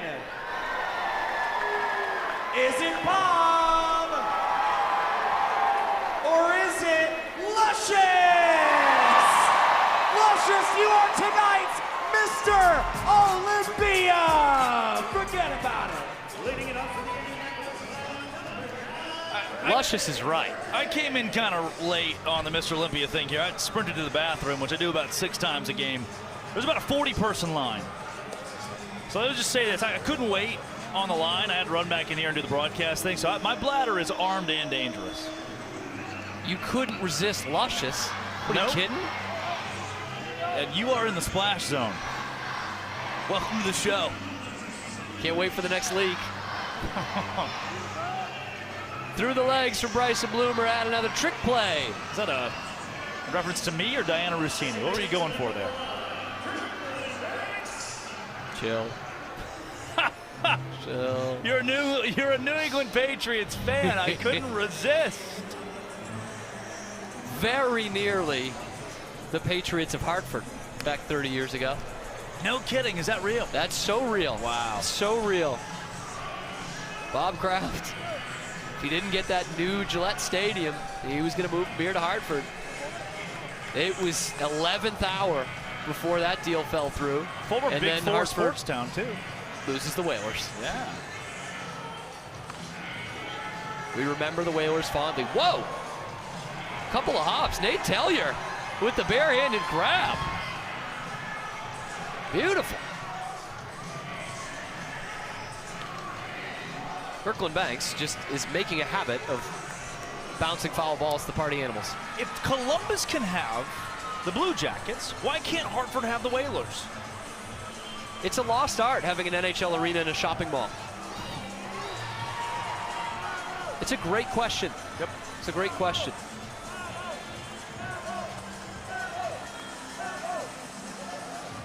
Best logo ever.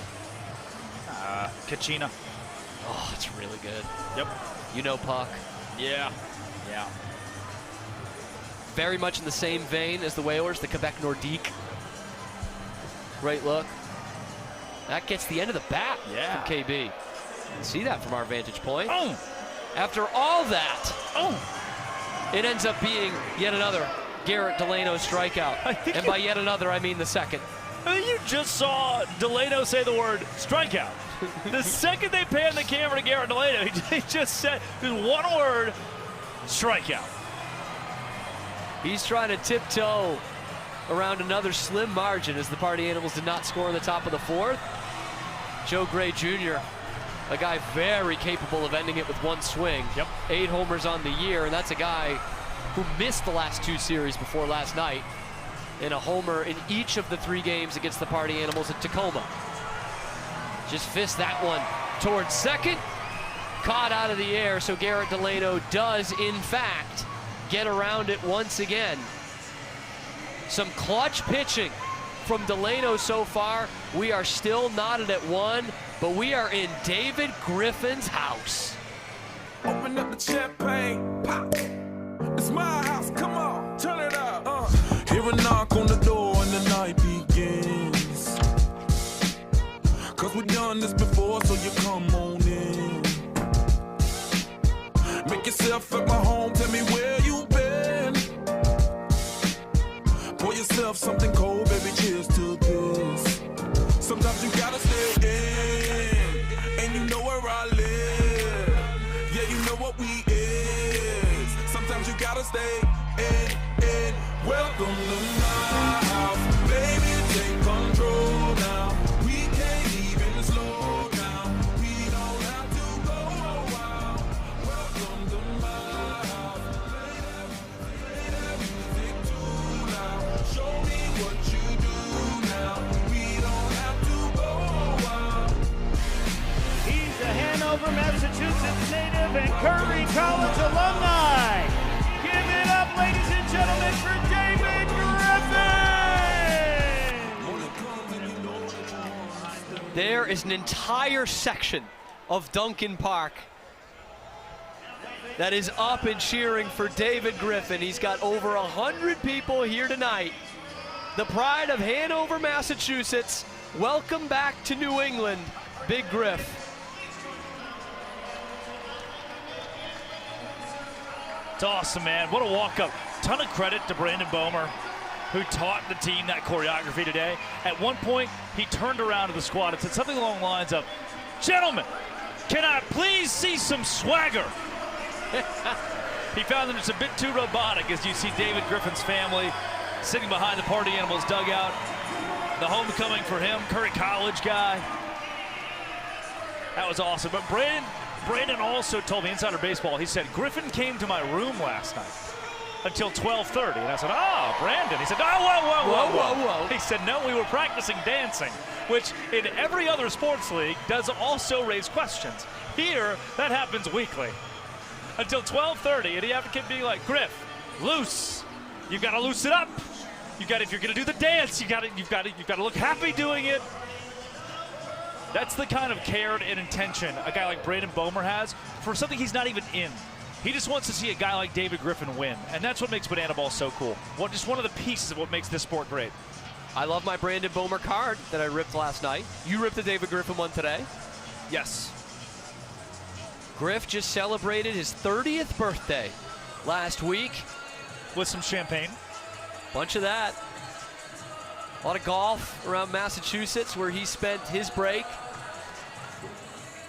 Lifelong Red Sox fan, got to see one of his favorite players, JBJ, walking off last night, be a teammate and a friend to him this whole year. Pounding the strike zone against Andy Cosgrove.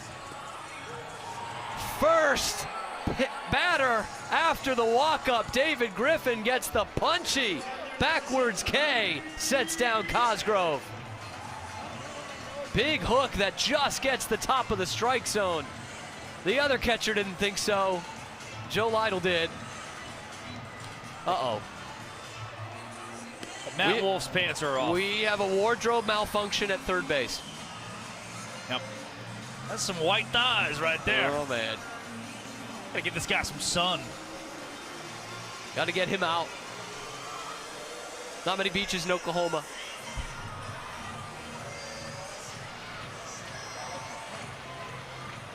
Griffin has been the most consistent starting pitcher that the Clowns have had all year. Daniel Foster and he going 1-2 has been lethal, and you see why right there. David Griffin, 2 hitters, 2 strikeouts. You think he loves being back in New England? I'd say, the Uncle Charlie's Finer Diner. The 3-hole and the 4-hole, man.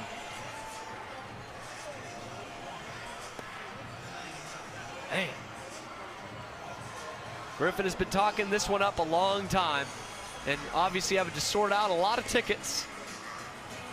We heard Rex talking with his family earlier. Family and friends. The Friends, a party bus from Braintree, Mass, to make the trip down to Hartford, and they are getting treated right now.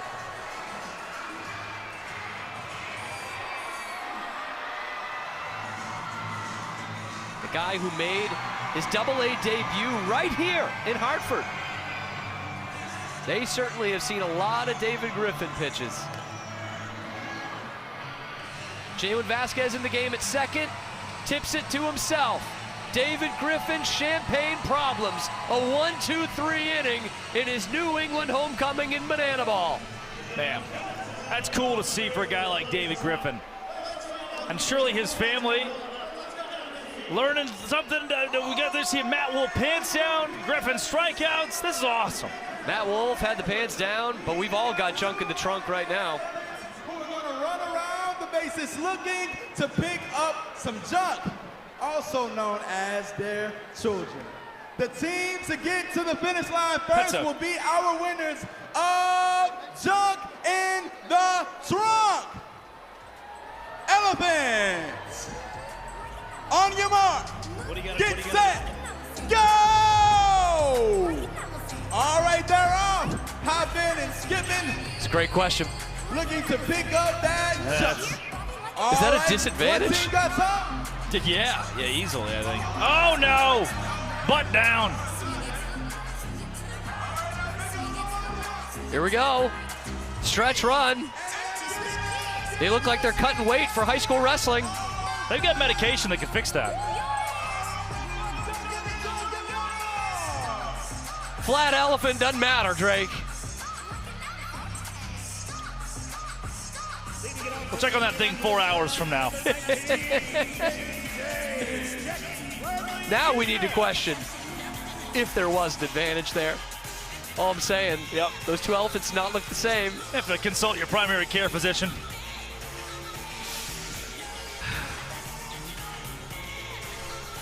Not a lot of junk in that trunk. No, sir. Happens with age. We got to get Luscious's thoughts on that. Our Mr. Olympia. 62-year-old Luscious. JBJ out to right. Jake Skoll goes up but cannot bring it down. Would have been a great play. Jackie Bradley Jr.'s got a double. He's hit like 1 billion of those in his career. It's his 7th in Banana Ball.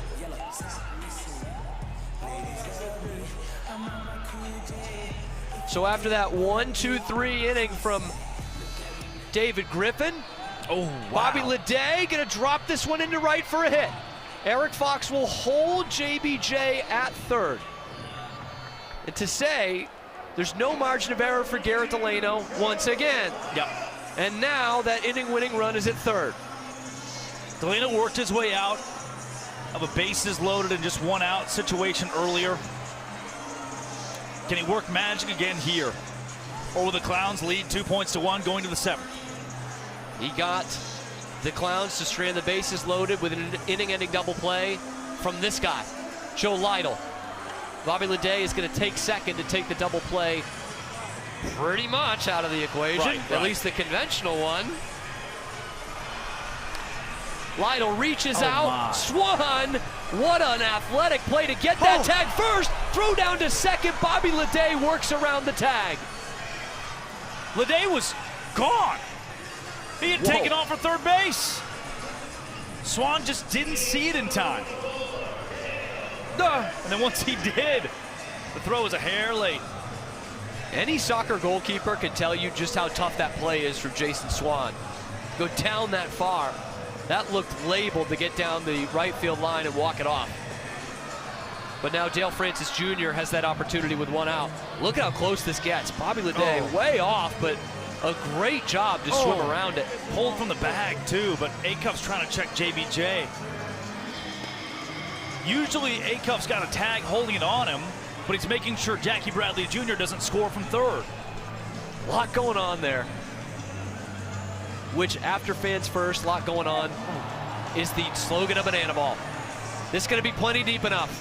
Skull is going to take the trick play, but concede the point.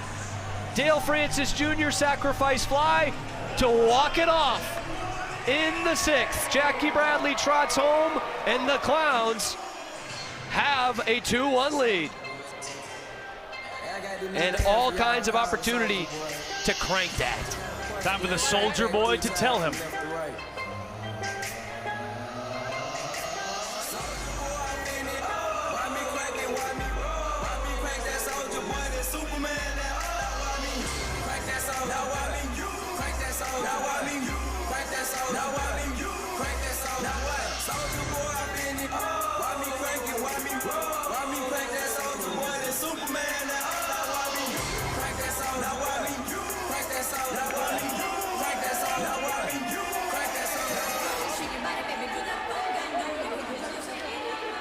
So you see a replay of Skull with a trick play here. He knew that this is a sac fly no matter what. Yep. JBJ is going to score. So at the very least, you climb back in contention for the equalizer point. If the Party Animals finish with more trick plays than the Indianapolis Clowns, they can garner the equalizer point, an added point for a visiting team who has more trick plays than the home team going into the final inning. That's the goal from here. And that is in the balance. 11-7 is the lead in that category for the Clowns. Speaking of Brandon Bomer, he's got a prerogative. Just waxing poetic about him. There he is. Ooh. Oh! They say I'm crazy. I really don't care. That's my prerogative. They say I'm nasty, but I don't give a damn. Hitting girls is how I live. Some ask me questions, why am I so real? But they don't understand me, or really don't know the deal about a brother trying hard to make it right. But not long ago, before I win this fight, sing! How now?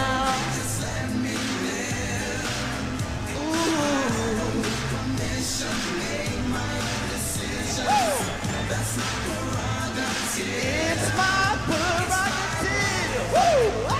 Give it up for Brandon! Will I be invited to practice dances in his hotel room until 12:30 tonight? There are people lining up for that invitation. You know, David Griffin got the opportunity this week already. I mean, it's somebody else deserves a chance. When you and I step out of the shower separately, What? we're dripping water. What? Wherever Brandon Bomer goes, he's dripping aura. When it's him, it's dripping. When it's me, it's leaking. Is that what? You're the one who says it. Yeah. Self-admitted leak. Back to the trick play. I had a point about the trick plays. Equalizer point. When you're facing a dominant starter for what could be the rest of the night here, that becomes even more important for the Party Animals. Runs come at a premium against David Griffin. You're not going, 4 or 5 deep in your bullpen. This is your starter. And that's another strikeout. That's 3 in 4 hitters for David Griffin. A punch-auto machine. He's only at 19 pitches. There's a world he comes back tomorrow. You can let him finish it out today, but I mean, as effective as he's been all year long. We got to get the party bus going every stop, I think. You love that Boston accent slipping out just every now and then, huh? Rockland, Massachusetts going to work.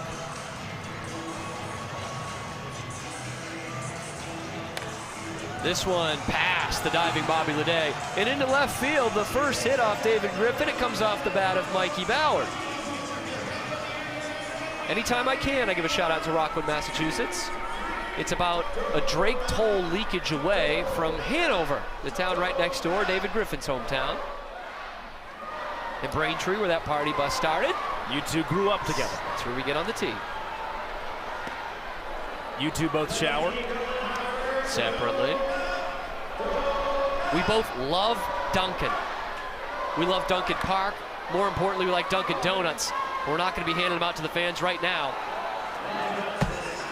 Chase Acuff is going to get a fielder's choice. We were waiting on Kelly Dine's call on whether Jalen Vasquez dropped that on the transfer or not. That's what she elected, so it is an out at second for the second out of the frame. And yeah, he was trying to go through the legs. Yep, absolutely.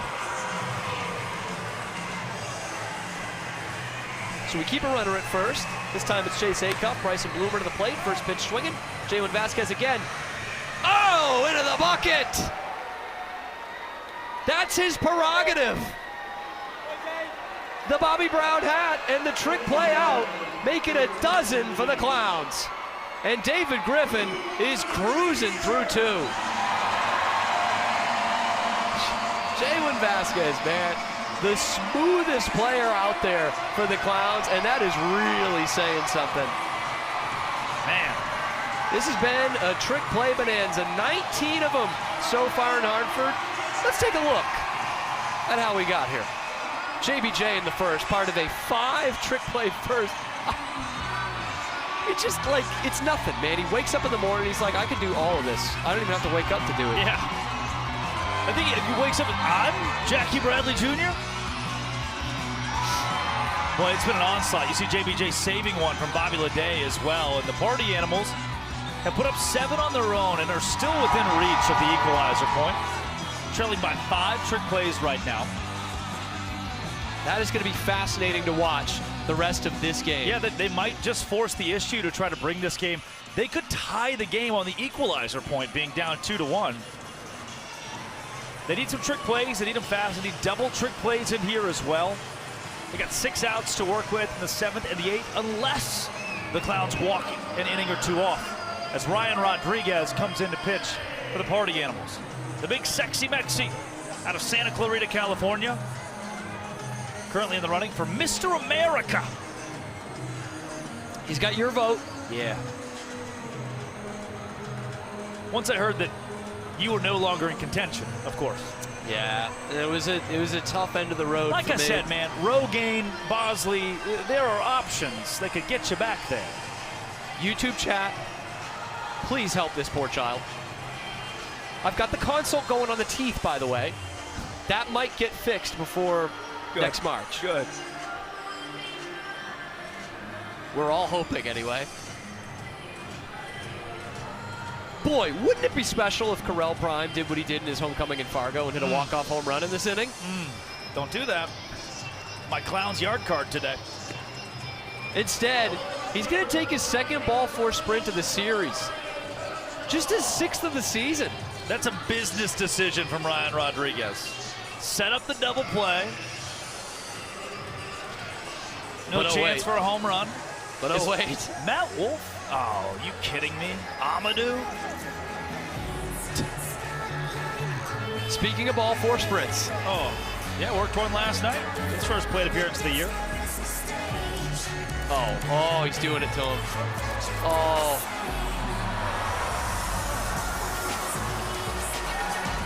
Come on.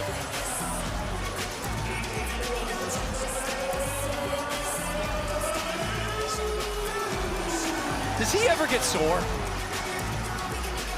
I don't even know, man. I couldn't even sit down yesterday without my back hurting. Well, that's because of the hemorrhoids. And Amadou's doing that. Sans hemorrhoids. Is Matt Wolf sitting on the Jackie Bradley Jr. bat contraption? It sure looks like it. Yeah, the bat chair, the JBJ bat chair. Uh-huh. What an effective little machine. Matt Wolf is really doing it all tonight. A wrapped golden batter bat. Nico Holsizer. Another hit for him. This one's going to get by Reese Hampton. Flash the Kid, the fastest man in Banana Ball, is going to come around to score. A bit of a fortunate bounce for the Clowns, and that is how they win the inning and take a 3-1 advantage.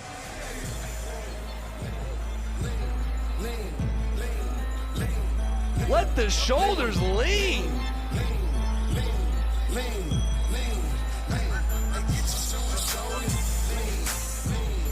And that will effectively negate the equalizer point for the Party Animals. It will take a miracle, Herculean effort for the Animals to pull that off. They're going to the 9th inning following this 8th at a deficit and needing to strike. That they already know. How about some good news, huh? Let's do it, shall we? What was the Banana Ball backstage question again? It's time.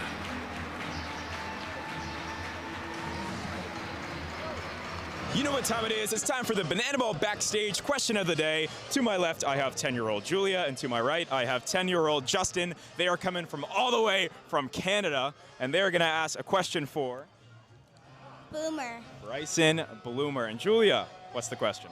What's their favorite TikTok dance? Bloomer, what do you say? My favorite TikTok dance is $1 Million Baby. Throwback to that one summer. I ain't never ripped a set, baby. Do no wrong.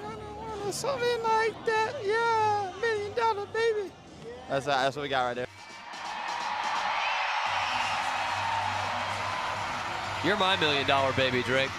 I just want them to some baseball. I was convinced until that moment that there aren't real lyrics. It's really just more of a high-pitched screech melodically. Yeah, it's more of a state of mind, you know? You know it when you see it. Isn't that what Congress was talking about? $1 Million Baby? Yep. Yeah. David Griffin has faced 1 over the minimum in 2 innings, which means he has faced 7 hitters. Now has a cushion. This one gets by Matt Wolf and hit right on the screws by Noah Fisher. Hey, good for Fish. First hit of the campaign here in Hartford, and a defensive error. Snafu, mistake by the Indianapolis Clowns gives Fisher second, now in scoring position. Animals could use a couple runs and a point here in the 8th. So last night, we saw... What was that? Homers on back-to-back pitches late in the game. Tonight, we get singles and outfield errors on back-to-back pitches. Was that a drawn-up play? Bobby Leday just kind of stopped. Yeah, that was odd. I don't know, every time there's a left-handed batter up, this guy dancing behind the left-handed batter. So our camera angle, he's in a banana shirt and a Party Animals hat. They just bebopping along. I like this guy. Talk about an OG. He's just finding out there's 4 more teams. Runner in scoring position, and he might be coming home. Ball 4 sprint. This error is going to prove costly for the Clowns. Noah Fisher gets up to second and comes around to score on a Jake Skoll ball 4 sprint. Skoll just finds a way on base, man. Finds a way to knock in runs. Late game, you're at a deficit. You've just got to find any little piece of momentum. Noah Fisher taking second base. Jake Skoll working a count. These are the little things that add up to a comeback. Don't go anywhere yet. Believe. Less than 20 minutes on the clock here. TJ Reeves towards Jalen Vasquez. Tip drill again. Oh, with the bare hand. And that is wraps. The Party Animals will not receive the equalizer point tonight. The best they can do is a score of 3 points to 1, make it 3 points to 2 going to the 9th.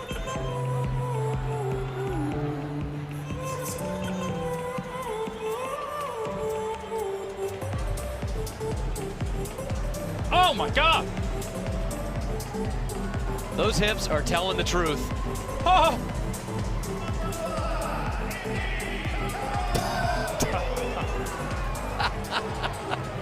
Oh, humility. Pass it on.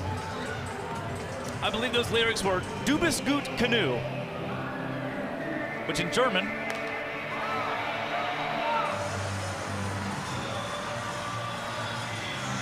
means Texas Leaguer? That one somehow falls in between two of the best defenders the Clowns have.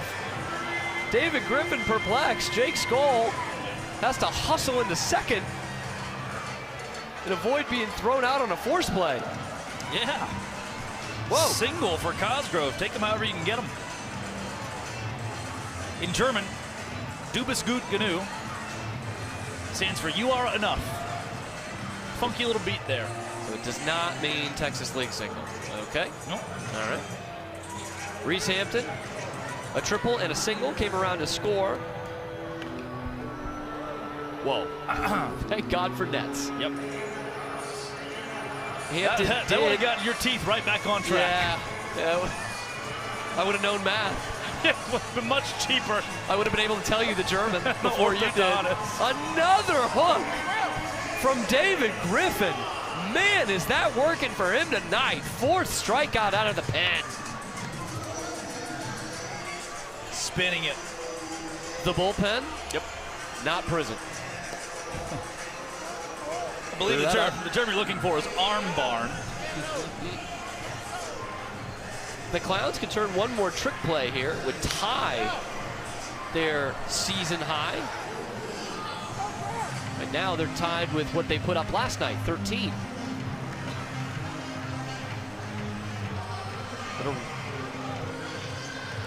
Just trying to limit this here as a run is in for the Party Animals. Brett Helton holding the bats, man. It's one of my favorite things of banana ball. It's just that little, it's a little thing. You want to hit around so you can come pull that bat back away from Brett Helton. And he's cute.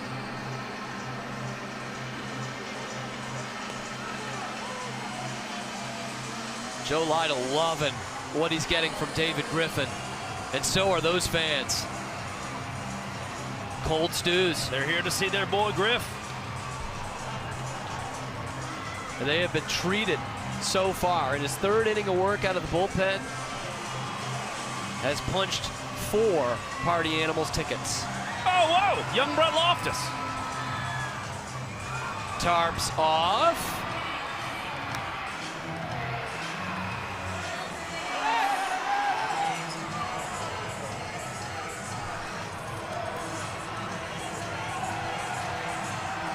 Light work for Griffin, by the way, in 45 pitches. He's gone over the century mark a couple times this year in his starts. Man, look at Jason Swan here. What a battle this is. Yeah, it's a big pitch. Pay off. 20 ball 4 sprints to his 10 strikeouts this year. Another sprint brings in another run. Instead, it's going to be tapped to Jalen Vasquez. Works around the base runner and gets the out at first. David Griffin, masterful out of the bullpen. But the Party Animals get one in the top half. We go to the bottom of the 8th. Can the Clowns keep that 2-run lead, 2-point lead, or even add to it? Either way, it's a Friday night in Hartford and Banana Ball, and we are part of a wonderful world. And singing as loud as you can, what a wonderful world.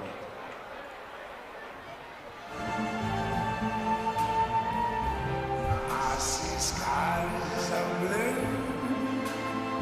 and clouds of white, the bright blessed day, the dark sacred night, and I think to myself,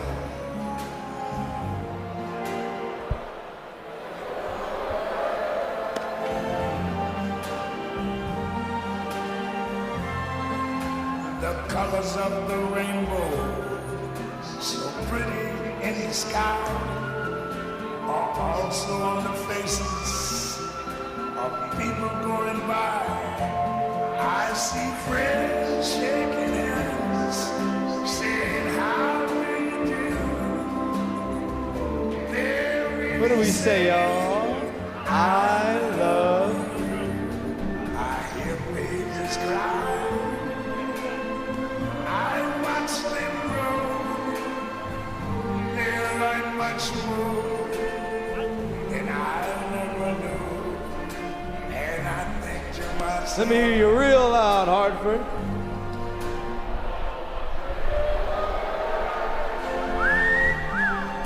You sound amazing. One more time, all together.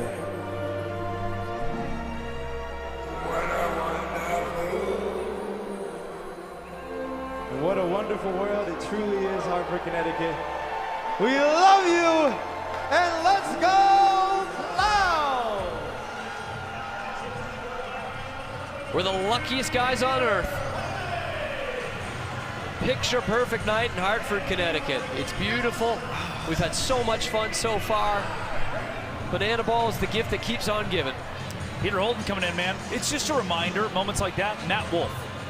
Where would he be right now if not for Banana? I mean, fighting fires actively, as he still does. Saving lives. Correll Prime might be playing in Mexico right now. Brian Dansrow in the Pecos League. Peter Holden, heck, man. Peter Holden would be the best data analyst you've ever seen. He's a bright dude. And Banana Ball has given a lot of great baseball players an opportunity to re-hone their game in this sport. It is an honor to get to watch some of the great entertainers alive. Like, they'd just be bored to death.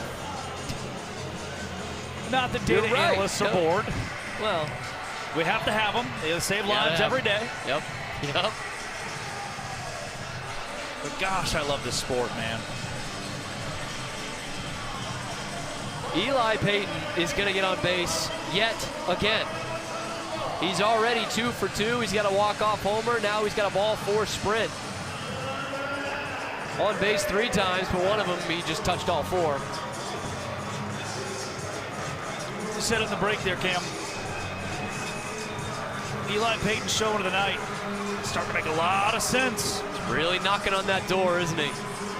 Couple of walk-up guys, Eli Payton and David Griffin, stolen the show. Oh, speaking of stealing the show, here comes Brett Helton. Do it. Do it.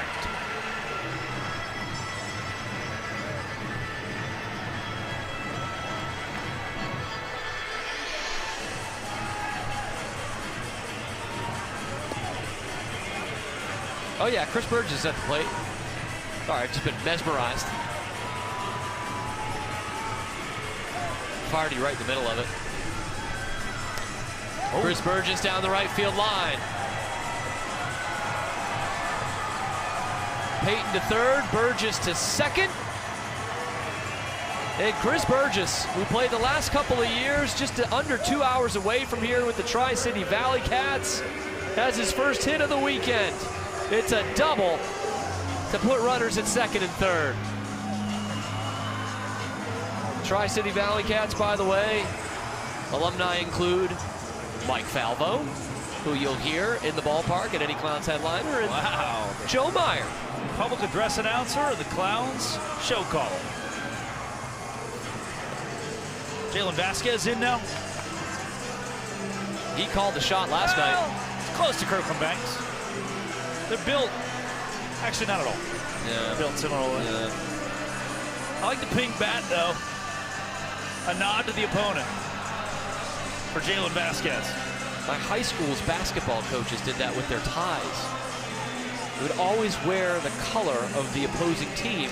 Now what was great about the South Shore League is like 8 of the 10 teams wore navy blue, so they had 3 ties. Yeah. Jalen Vasquez, a chance to have his second walk-off in as many nights. If he could bring both base runners in.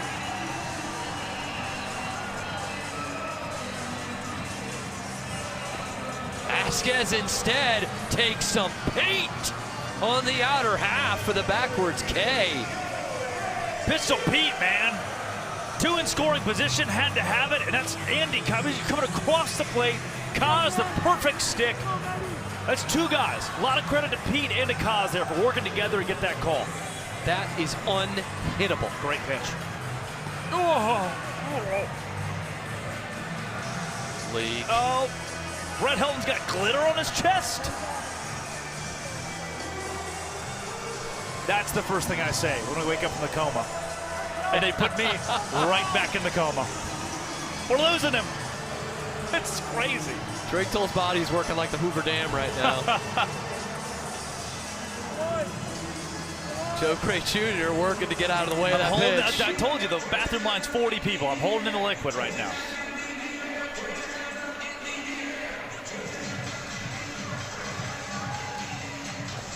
Ooh. Big cut from Joe Gray Jr., who, as I mentioned earlier, missed the last 2 series. Before that, he was the player of the week, the BBCL. So this guy was as hot as anybody before battling a leg injury. Oh, man, way out in front of that one. Peter Holden, back-to-back strikeouts for the Pistol, keeping those runners frozen in scoring position. Pete, go get it done. Huge couple of outs, both via the K. But look who's coming up. Jackie Bradley Jr.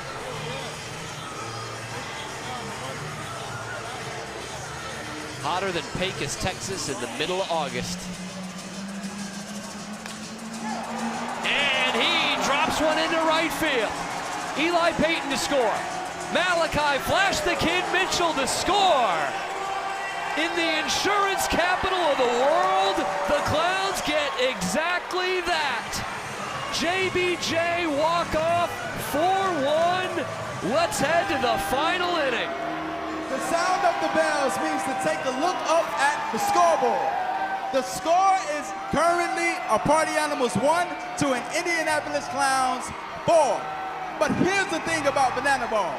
In the final inning, every run counts for a point. So buckle up, Connecticut, because this is the final inning. Hartford, Connecticut, we need all your energy. Let's put those hands together.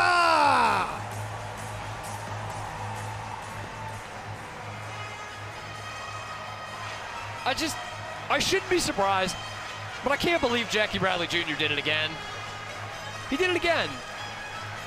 He's been doing it all weekend long. Man, we sat in the press box in Eugene, Oregon, and watched showdowns from Fargo, North Dakota, where JBJ struck out to end a ball game and a loss to the Firefighters. And man, since that moment, this league has belonged to Jackie Bradley Jr. He just needed something he never got in pro ball, a 2-week break. I talked to him during the break. He said, look, this was great for me. Yep. He's like, I'm an old guy. Man, I needed this. Recharge the batteries and get healthy. Like, there's so many bumps and bruises during a banana ball season. He's just happy to be healthy, and you can see that he is very much healthy. Nothing gets you healthier, they say, than the golf course. Hole in one for JBJ. Jackie exercised that right. Need it big time here, T. On a couple of hops to Correll Prime, who goes through the legs, eventually gathers the banana ball and tags first for the out. Yeah. Whiplash for Correll Prime at first base. The Clowns are 2 outs away from taking the series. Man, Animals need a big rally here. Here's a guy, Mikey Ballard, playing in place of Dustin Baber at second base this weekend. Baber, his wife Alexis, about to welcome their first child. I know he's watching back at home. A staple of this team who is right now focusing on family. Can the Animals build up a comeback in honor of the Ginger Ninja? Shout out to the Babers. Mikey Ballard headed JBJ's way, and there's only one result when it's headed JBJ's way. It's the banana ball nestling into the glove. David Griffin has been fantastic out of the bullpen for these Indianapolis Clowns. 1 run allowed. His last inning came off an advance to the base from an error. That runner came around to score. But Griffin, in his 4th inning of work, 4 strikeouts in his New England homecoming.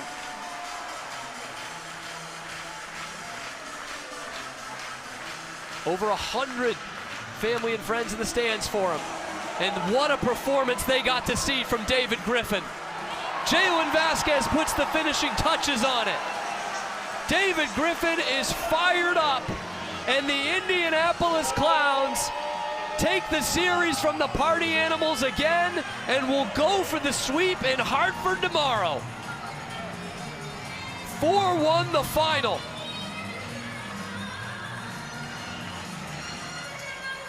It has been a banana ball circus through the first 2 nights in Hartford.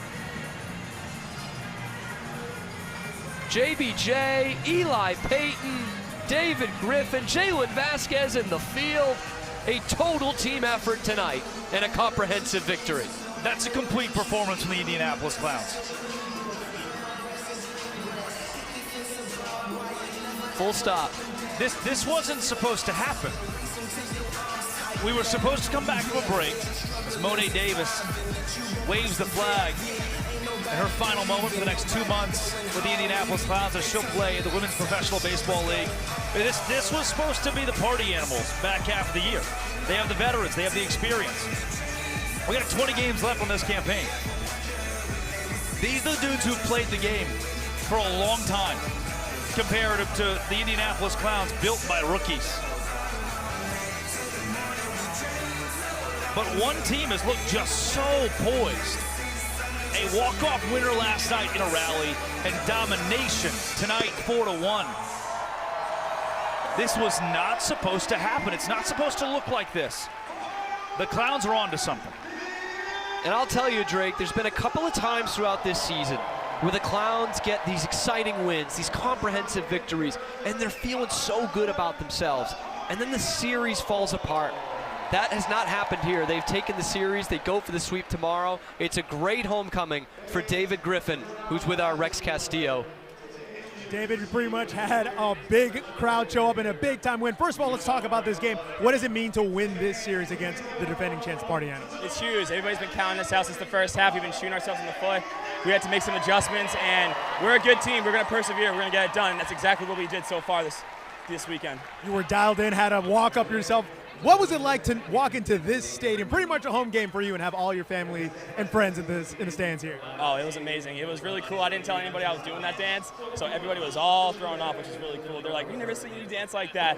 So it's going to be really funny to see how's it going, what their reaction is going to be after this. Seems like your full personality is coming out in this sport. How special is it to share this moment with everybody that you love here in the Northeast? Oh, it's fantastic. There's a great group of guys. It was really cool for everybody to drive out here, come out and see and support over the years. It's a nice little celebration, the next chapter, and Monet, we're gonna miss her so much, but she's been a great addition to our team and has really turned around our mojo and the vibes since she got here. It's going to be special for her for sure, but special night for you. Let's wave to everybody in there. That is the crowd that has been cheering him on all night long. You can see the smile, big as it can be, on David Griffin. Guys, let's send it back to you. Man, what a moment there for David Griffin. He has been talking about this one for a long time, and he backed it up. 4 innings of relief. We were stunned to see that he wasn't starting today. He comes in, he doesn't start it, he finishes it. That's our showman of the game. 4 innings pitched, just 1 run allowed, and didn't even lose the point. 4 strikeouts against this Party Animals lineup. A great homecoming and then some for the Clowns ace, David Griffin. He had that off-speed stuff, that hook absolutely working for him tonight. Yeah, he's the ace. You see him in the starting role most of the year. And tonight, Eric Fox says, let's get crazy, let's get funky, let's experiment. And on a night where Garrett Delano threw the pill really well, and you wondered, okay, Gage Voorhees, Kobe Robinson leading into David Griffin. That's new, that's unique. Is that going to work? Oh, is it ever, man?